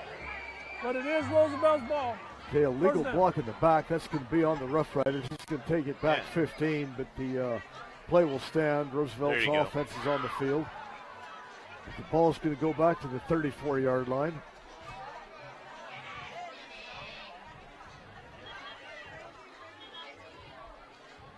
A couple of the other scores, Clovis North. Looks like we have a replay. It's down 41-0 out at Central. There's Perez's interception. See if we, if they called that one block in the back, that was yeah. I think those are the opposite side. Yeah, I hope so. Yeah, Central and Clovis East right now. Central's a juggernaut. That's, Central, they have a good shot of getting invited. Well, if they can run the table. Yeah, if they can run the table. They're up 41-0. Clovis West is defeating Clovis 28-7 right before halftime. Hand off there to Chambers, and that's going to be for negative yardage. You're in a good position, just chewing up the clock right now. This is where you almost tell your offense, hey, we have time. Take your time, clock management. Interesting score down in the third quarter. Tulsa's up on Tulare Western 42-27. And Tulare Two 9-0 teams. 2 9-0 teams. Tulare Western, I think, had only given up 54 points this season. Wow. And looks like Tulare might better that one. I would have thought the opposite, but hey, who knows? Another rivalry game. And first time both those teams have ever went in 9-0. Isn't that incredible? That makes for almost like a storybook ending right there. Sure does. And the fun's just beginning. Maybe a legal procedure or ran out of time. Delay game. Yep. Clock management, but let's be reasonable. Well, and you could disagree with me on this. Unless you're a real key point in the game, the clock's running out. I don't like burning timeouts in the first or the third quarter. And some teams, they'll see they're about to run out of time. Okay, take second and 15. Save that timeout. Yeah. I don't think it's going to matter tonight. De La Rosa hands off. No, fakes a handoff. He's in a little bit of trouble, has a little bit of time. He's throwing it. Oh, fumble. He went out. He lost a lot of yards. Yeah, they're going to call him down about the 4-yard line. You know, that's a little bit of inexperience, but the experience as a quarterback, you've got to know when to throw that thing out of bounds. Yeah. That will cost you in the big game. Well, right now, it's not the big game, but yeah, that's a loss of almost 15 yards, depending on where they spot the ball. So I don't know if they're going to rule that it was fumble out of bounds or if he was in the grass. So they're going to put the ball up the 9-yard line, so they're going to rule that the ball was a fumble and it went out of bounds, I believe. If we get a replay on that, it'll kind of look like his arm was in motion. Yeah. Either way, they're going to give it to him on the 9-yard line. It's when he released the ball, he was on about the 3 or the 4. Okay, here comes the replay, and we'll be able to make that decision ourselves. Under pressure, 20 seconds later. For a minute.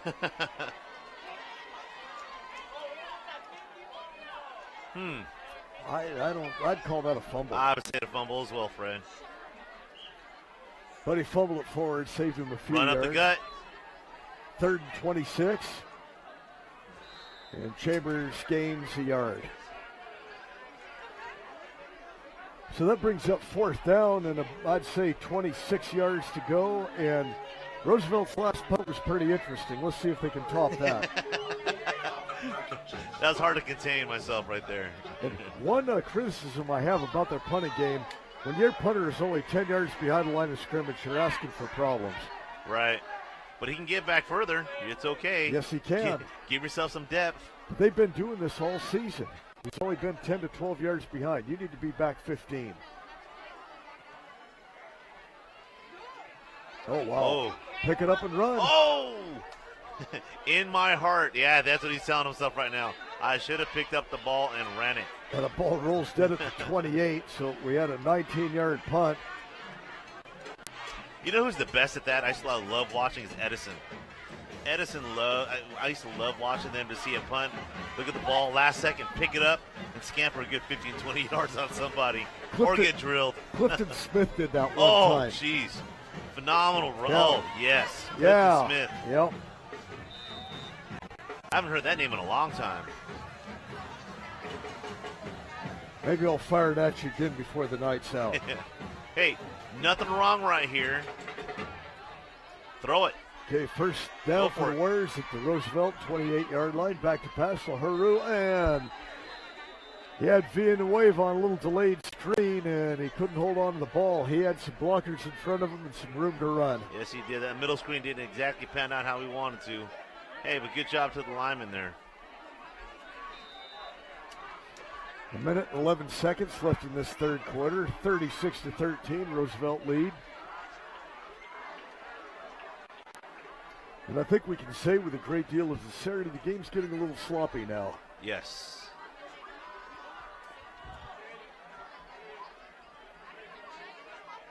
Full backfield for the Warriors.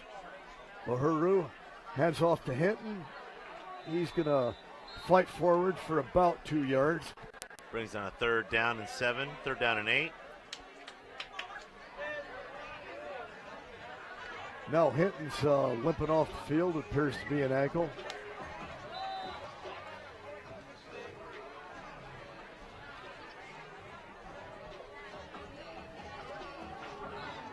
Hey, look at that cheer squad. They are on point. Good job, Roosevelt. A lot of practice. A lot of practice. All right, Rough Rider fans, you're a little too quiet today. 3rd and 8, the ball just outside the 25-yard line. LaHuru fakes the handoff. He's going to take it himself.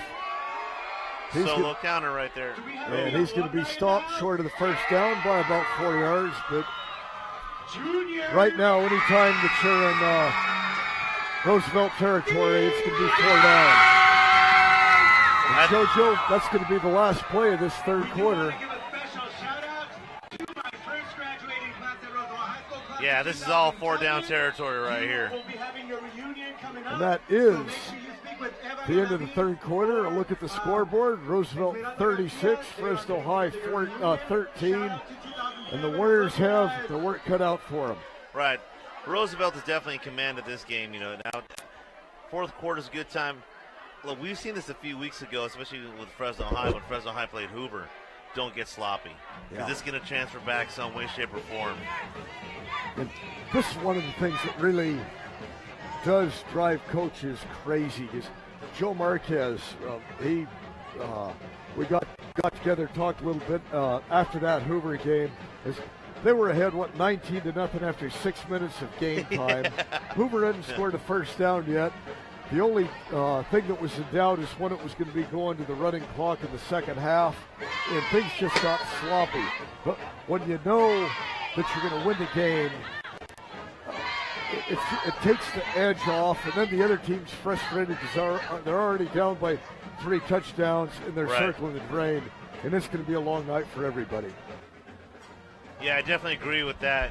I think the hardest part is that, you know, you're dealing with also 15 to 17-year-old and some 18-year-olds. The maturity of the football player at this time, you know, it's not exactly where you want to be when you're getting those in those situations. But like once again, it does carry off in the playoffs. that third season, preseason, regular season, and playoffs. Well, Lahuru Crucial. fakes. He's going. He's got a man wide open. He overthrows this man at the goal line. And the Rough Riders will take over the ball. That was number 5, Diamond Reeds, and he was wide open. Ball just a little bit overthrown. And let's see this one again if we can. Oh, man. I don't think those guys will want to see that play ever again. No, that's not going to be wide open. When you're doing your film study, you don't want to see that. No. Here's this play again. And, I mean, he is open and throws it just a little bit behind him. Oh. If Reed would have turned in the other direction, he may have had 6.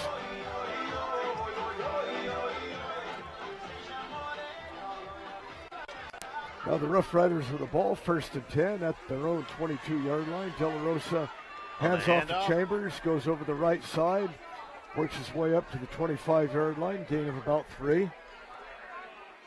Good job on that workhorse. No need to throw the ball. Just keep it on the ground. I'm gonna give a touch to all my running backs. If need be, I'll throw a pass for a first down. Let some of those offensive linemen have their fun. They're just running downhill now.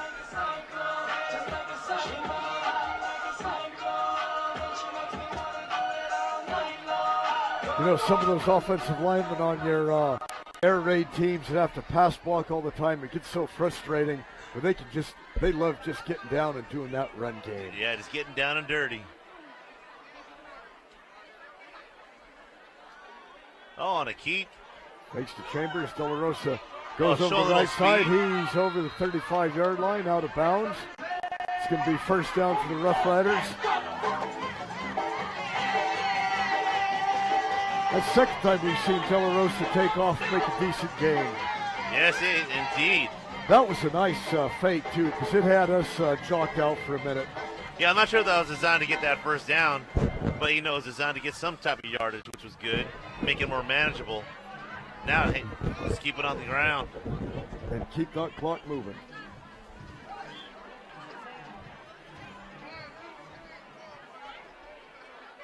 Spreading out the defense. And off.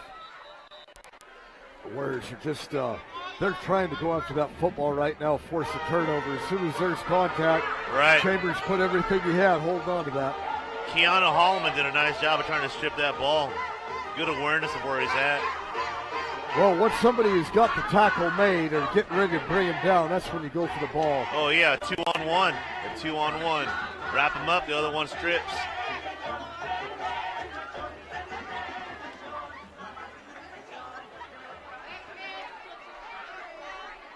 He's second down, 12 yards to go after that loss of 2. De La Rosa with Chambers, hands him the ball, and he's got some running room. He's up over the 40 to about the 43-yard line. I like how Chambers approached the hole. He definitely had the ball security, put his head down, and just went right through. And that young man is not huge, but he hits it hard and he hits it fast. Oh, he's a scat back. He'll find a seam and make it a big one.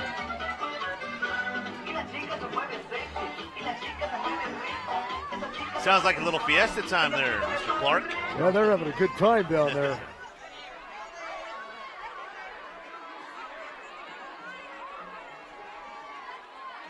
Oh. Chambers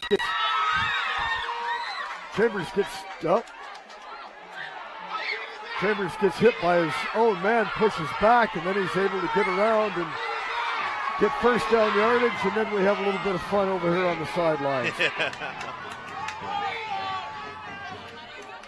Yeah, no need for that on the sideline. Keep playing. Especially on the other team's sidelines. Yeah. Hey, guys, can we all just be friends?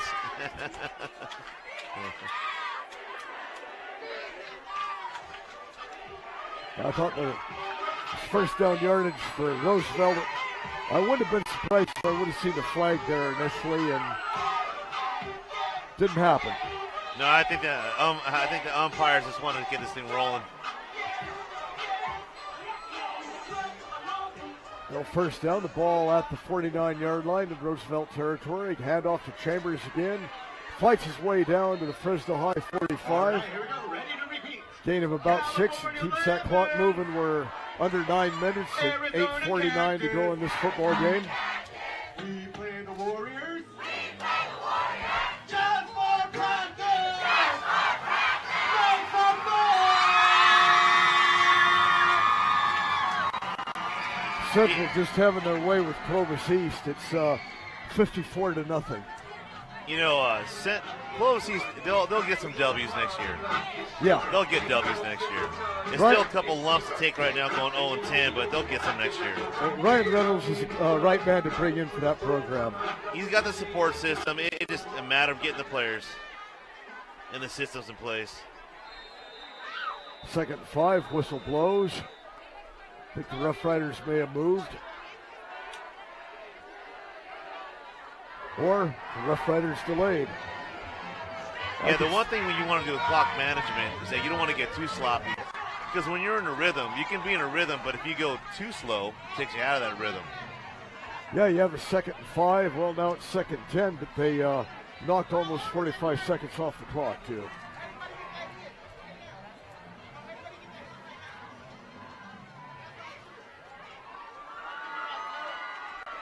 Full backfield for the Rough Riders. De La Rosa back to pass. He throws. He's got his man open, and he's going to be out of bounds. That was a pretty pass to the outside. That was Carrillo. He bought it down, but both feet were well out of bounds. But when you throw that pass, it stops the clock. That's the one thing you don't want. Let me toss this one at you. I've always sought to speed up the game, and when you have teams that throw the ball 40 or 50 times a game, this is my proposal. Except in the last 2 minutes of each half, on an incomplete pass, you stop the clock only to put the ball back in play, then wind the clock again. That's your proposal. That's my proposal. Think about this. In this way, some of these games that last 4 hours and 20 minutes, when you have two pass-happy teams, it's not going to make a heck of a lot of difference. Sure, I can see that. So next is going to be Fred for president. Oh, a little too quick on the snap. I can see it speeding up. It makes it a little more interesting, too. I think so, too. Puts a wrinkle in the game, but that's a good thing. As far as being president, you do not want people like me, though, in any position of power because things would go south real fast. Now that's going to be another delay of game on the Rough Riders. Hey, now that's the third delay of game. How about that? Kind of maybe partly half see it on a running game, but after an incomplete pass, no way. No, not at all. Okay, and the Rough Riders now called a timeout. Exactly 8 minutes to go in this football game. Roosevelt leads 36-13.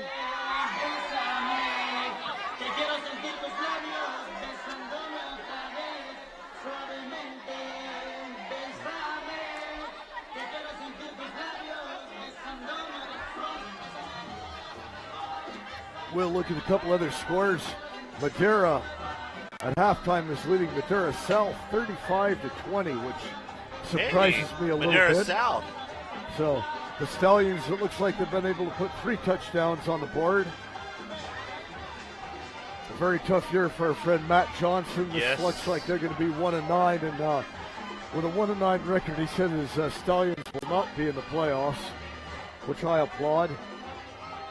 And the good thing of that is that will free up Matt to be Nick Papagni's sidekick on ESPN There you Radio go. for the playoff games. Tulsa's ahead of Tulare Western, 49-33, just in the third quarter. Hoover is now up in McLean, 22-8. Buchanan's up 20-0 on Clovis North. De La Rosa back to pass, and he's going to Oh, be and he's bought taken down. down. It's going to be a loss of about 3 yards. Ball at the 40. Down. Fourth down. We're going to have about 18 yards to go. Bring up likely punting situation for the Rough Riders, which they didn't have to do until this half. Nope, not at all.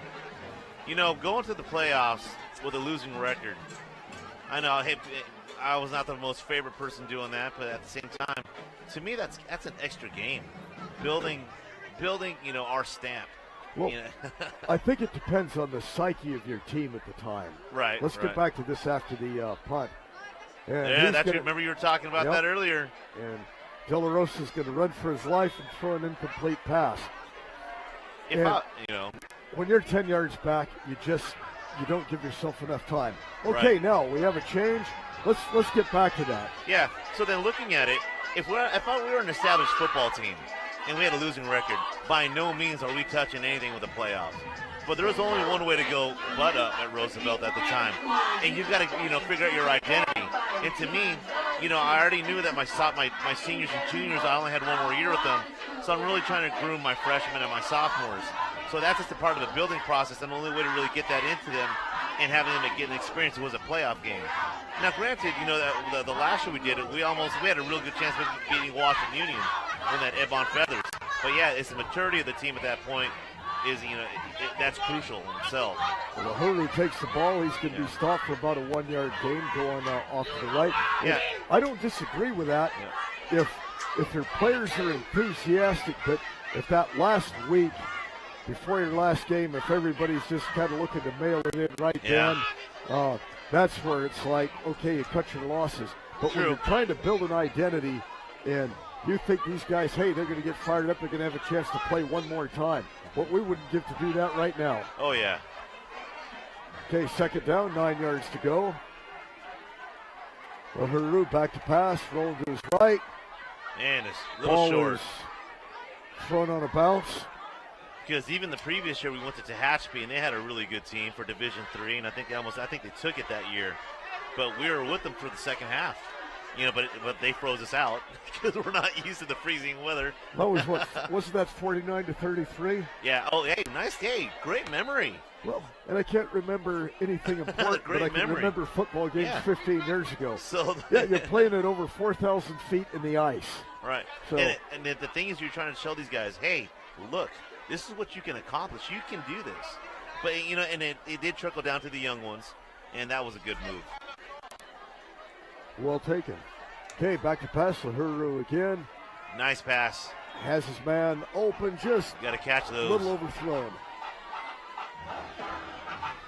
That was Isaiah Gonzalez, and he was open, but ball was just a little overthrown. Fourth down, but now, the Warriors are in a position. Right. Why are you going to punt now? No, go for it. We've definitely seen a team tonight that's a little uncharacteristic of what we've seen in the past. Oh, yeah.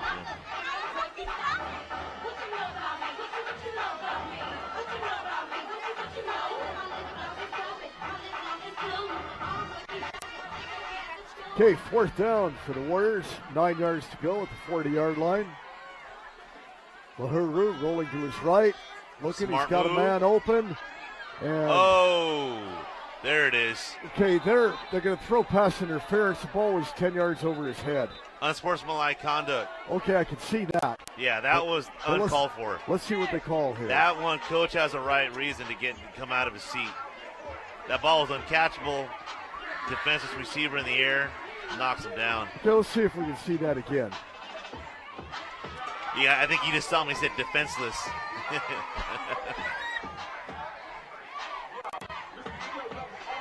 Okay, that's going to give the Warriors a first down, but I mean that ball was uncatchable. Right. Michael Jordan on a trampoline couldn't have brought that down. Regardless, that's something you don't want. Once again, that's another area. Hey guys, we can't be making these mistakes because our next game that we play is going to be a playoff game and everything's right there on the line. Good point. Okay, first down for the Warriors. A fresh set of downs. Uhuru with two in the backfield. Fakes, rolls to his right. Still looking, and the ball is picked off.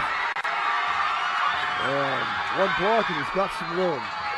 You really can't float those balls up like that. And that was Enrique Arroyo, and he was just camped there waiting for it to come down. Oh, well, I think that ball was it was hanging in the air for a while. Take a pick of who's going to catch it. Yeah, he almost called a fair catch on that, didn't he? He said, me, I'm taking it. Okay, and for the third time tonight, the clock is stopped. exactly even, and another one was when there were 6 minutes left in the first half. And all of the times I've been around football, I don't think I've ever seen the clock stop at 6 minutes left in the first half and 6 minutes left in the game. Exactly. I don't know if that's a sign or something, man, but it is kind of odd. And 2 minutes ago it was stopped at 8 minutes. This is extraordinary. Chambers in the game. Hey, they may throw it deep. Oh, no, yeah, the other keep it on the ground. Chambers wrapped up in the backfield. Help 12 men on the football field. Back judge. Looked like the play had been blown dead, didn't it, right? Yep. Angelo Pointer looking towards us. Illegal participation by the Fresno High Warriors. Yep. 5-yard penalty. Nickel and dime. Yeah, it just looked like look for the Rough Riders. Keep the ball on the ground right now. Keep that clock moving. Hey, if you're the Rough Riders right now, you have a lot to celebrate. You have a good winning season. You have an opportunity to be in the top 5, maybe the 6th seed. And I believe they're Division 2? D4. Oh, 4? D4. Oh. There's Chambers again. He's got room over the 30-yard line, just short of first down yardage. Real good opportunity to get a home field advantage. Well, it's D4 right now. Real competitive, real tough. And some of the things, D2, you have like pretty much Tulare and everybody else. Division 3 and Division 4 are going to be hyper competitive. And Roosevelt, they're coming off a 2-9 season, and since Mike Hobby left, this is not a team that's experienced overwhelming success. Well, Mike Hobby saw the writing on the wall. We'll talk more about Mike Hobby in a minute, though. I have issues with that. Back hand off. That's Chambers again. He's going to have a first down across the 35-yard line. Hold it here. Now, you have issues with Mike Hobby? No, Mike. I don't have issues with Mike Hobby. It is maybe the whole situation. But it's all right, though. He did a great job at Roosevelt. No, is this going to be something we're going to have to talk about off camera? I have a bad connection. Oh. Is this something we're going to have to talk about off camera? Oh, bad connection. Oh, probably. Okay, good. No, it's just theory and mindset. Like I said, he did a great job. Because I think I hold those players dear to my heart because those were my players. Yeah, those were the end of year guys. Okay, Chambers, he bounces to the outside. Great effort. That is a nice tackle. He got roped down. Nice. Fresno High Warrior gives some extra effort there. That was number 32, Jordan Perez.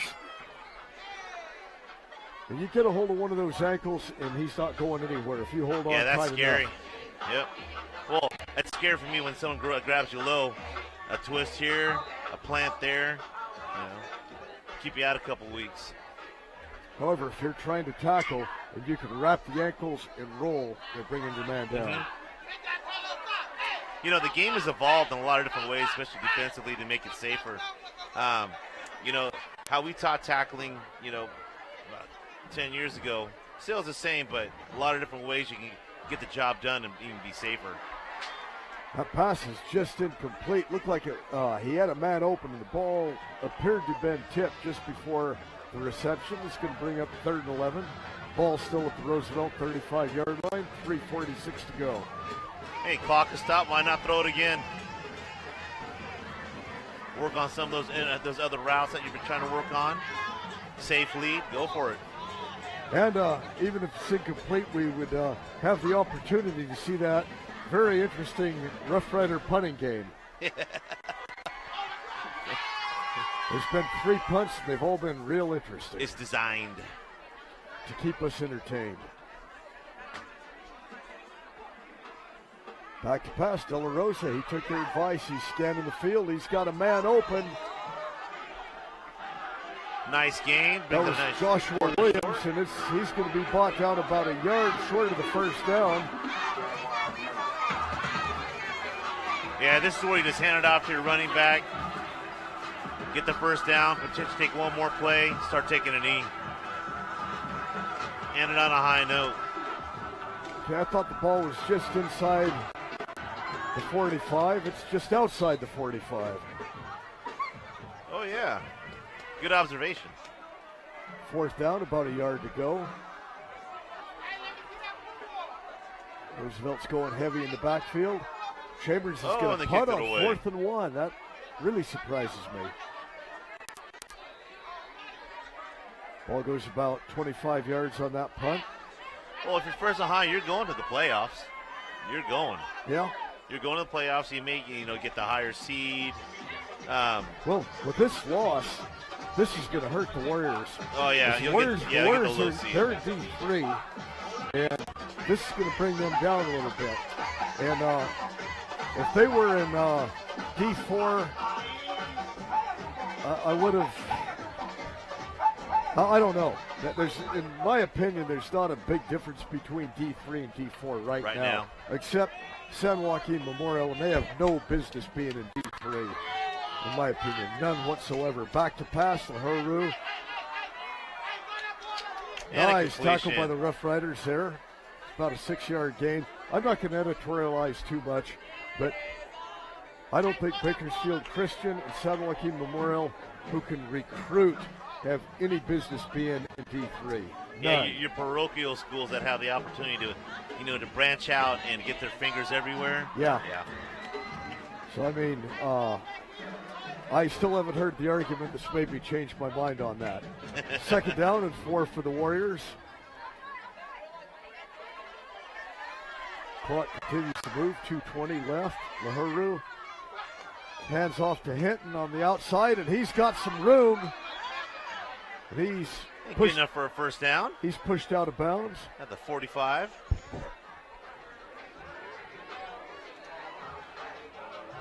And once again, I was incorrect. Whenever I say Hinton, it's generally Villanueva and vice versa.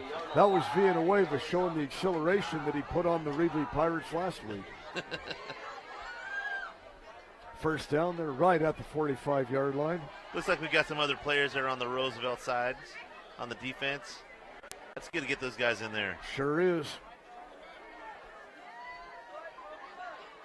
Lahuru pump fakes, throws. Had a man open coming out of the backfield. That was Glenn Faison again. Clock stops, 2 minutes to go. If he catches that ball, he was going to get hit. Oh, yeah. I think that's why he kind of slowed that down just a little bit. Or his arms got just really, really short. Second down and 10. Ball still at the 45-yard line. 2 minutes and 3 seconds left in this game. Yeah, I never had that problem being a receiver. I'm sure of that.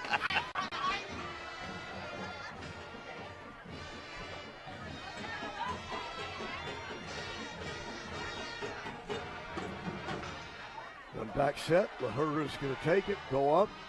Ooh, he almost got laid out right there. Oh, he came real close to being decapitated. Lahuru did get a gain of about, let's call it 3 yards on that. Bring up third down, and we'll call it 7 yards to go. Minute and 40 seconds left. The clock continues to run. The Warriors don't seem to be in a real hurry to get the ball off. Looks like the celebration's starting to begin down here. Well, Kids getting ready. Yeah, the Fresno High fans long ago started fleeing for the exits. Which way is the exit? And the exit is Incomplete pass there, third down.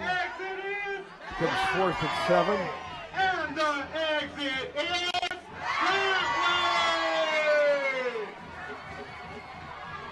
way! Hey, this could be the last gasp here for the Warriors. 4th down, 7 yards to go. Ball at the 42-yard line. Oh, there it is. We got the pig. Yeah, the Rider fans are chanting about getting the pig now.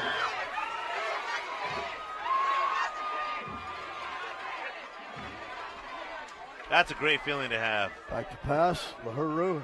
It's phasing out in the flat. He's going to get first down yardage. taken out of bounds down at the 30-yard line, so the Warriors retain possession of the ball. Hatnoff Harris is about to get a Gatorade shower. Just want to let you know, once the game is over. Oh, they didn't douse him. Actually, that was James Tillman, the co-offensive coordinator.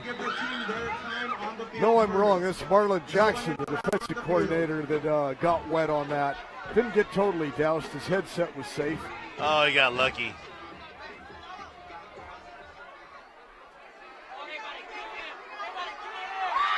Okay, back to pass. Ahuru, he's going for the end zone. He's got Faison open. And a nice he reception. Brings the ball down.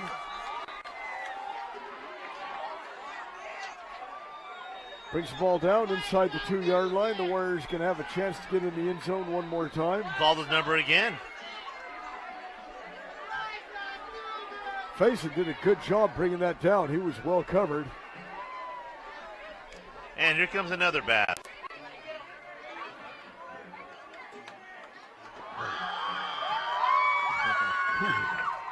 I don't know who got it that time. That could not have been pleasant. Hey, the bats feel good initially, but I'm telling you what, I hate it when it's all sticky, and you're wet and it's cold. And the wind's blowing. And the wind's blowing.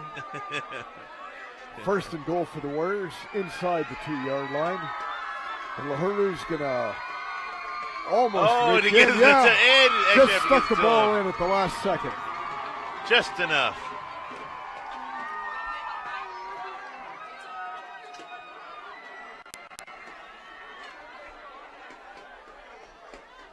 This final score is going to make it look a little bit more respectable than the game may have indicated.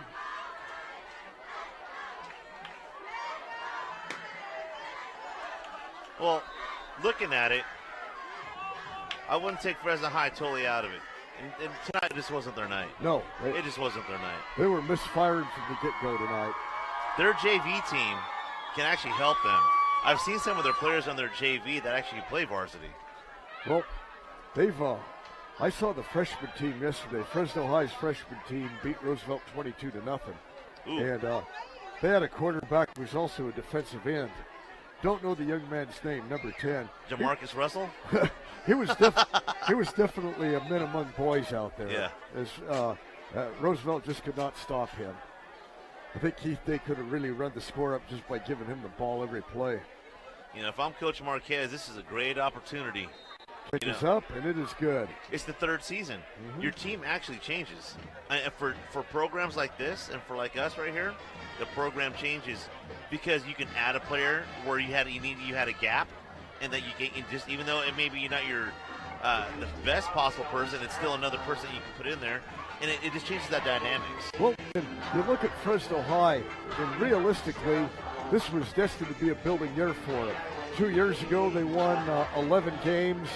And last season, they were loaded up with talent. They only lost 3 games last season.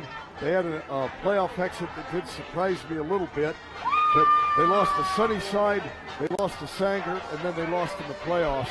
And they lost a lot of good senior players. And I had hooked them up. I know we see Hatnoff Harris down getting everybody fired up, and he's got to be feeling good about his team. Oh, yeah, this is a great opportunity right now. 37 seconds to go. But the Warriors... 7. Right. Coach Marquez and the staff did a pretty good job, all things considering. And Pantoya's got the ball lined up, and are we going to see an onside kick? And you better. I think so too. Yeah. Try and get one last shot at it. Show us what you got in the tank, fellas.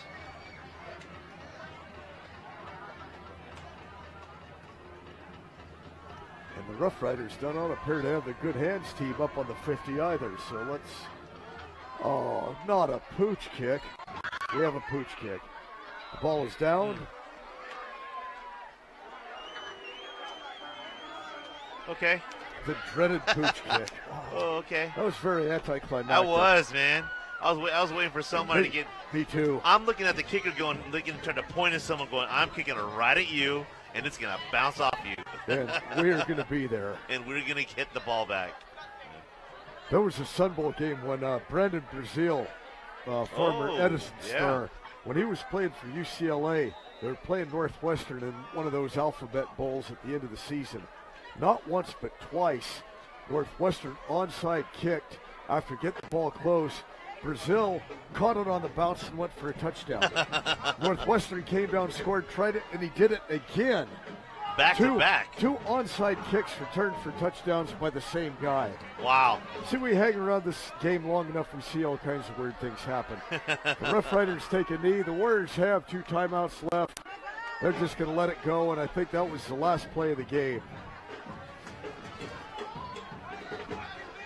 And JoJo, I cannot say enough about the job that Atnoff, Harrison, and staff have done.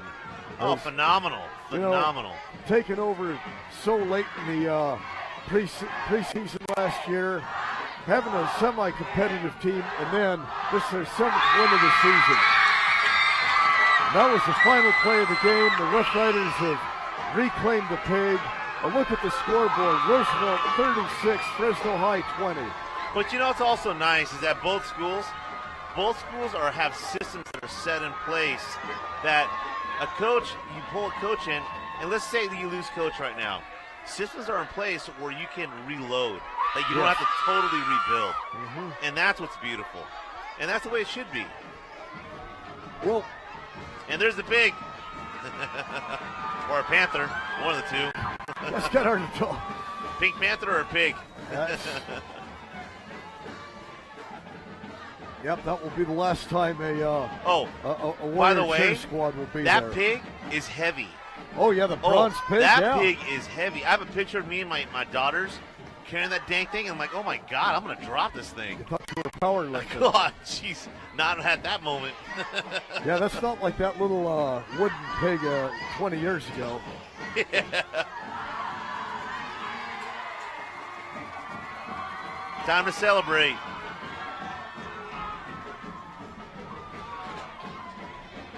Oh, this is the favorite part of the day where we get to see some highlights. Okay, there are a few highlights that are going to come at us here pretty soon. Well, this has been a great game for the Rough Riders. They're down celebrating on the field. The Warriors are just walking off. They're bitterly disappointed right now. And if you would have told me this is going to be a 16-point game at the beginning, JoJo, I would have been real surprised. I've been real surprised also. I was coming into it like a very evenly matched game, that these guys were going to go at it, and it was going to come back down to like pretty much the last quarter, maybe the last couple series. Well, when the game started out and Fresno High couldn't do anything with the ball, and Roosevelt got that punt return for the touchdown, that set the tone for the entire game. Here's Lahuru, and he's just having trouble getting anything going here. And here's the Warrior punt. You know, LaRuhu is a definite weapon, but it's almost one-dimensional. Oh, and here we go. This is the one we saw at the start of the game. And this that electrifying punt return for a touchdown. And that gave Roosevelt an early 8-0 lead, and really the Warriors never really recuperated from that. Can't float those balls up like that. It's kind of like Uncle Si. Remember Duck Dynasty? Yes. Yeah, he's running. He gone. And there's that extra point that was missed, and the Holder's trying to do anything he can do to make something happen. He failed. Oh, this is a great sight to see it right here. Oh, yeah. These guys are not going to ever forget this moment. Yeah, down to the field here, and the Rough Riders are coming over. They've got that pig, that heavy pig. You know, as a school, it makes the next day and the next few weeks afterwards a lot better. Student behavior is pretty good. Students are happy. Well, you had so many, and then the players are coming across.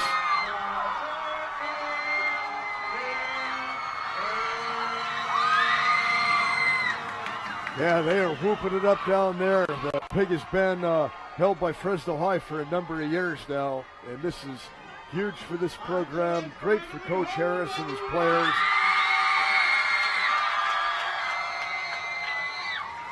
And as a former Rider coach, you know what doesn't get much better than this. No, it's a great evening. Great moments. Great moments. It brings back a lot of memories. You know, I'm just happy for the kids because they're going to live with this for the rest of their lives. They're going to talk about this kind of like when we're talking to ex-players down there at the halftime. It's been what? 10, 15 years or whichever, and they still remember everything. Yeah, check this out. They're just dancing it up with everybody down on the track. They are having a great time of it. Yeah. Look at that. Taking it.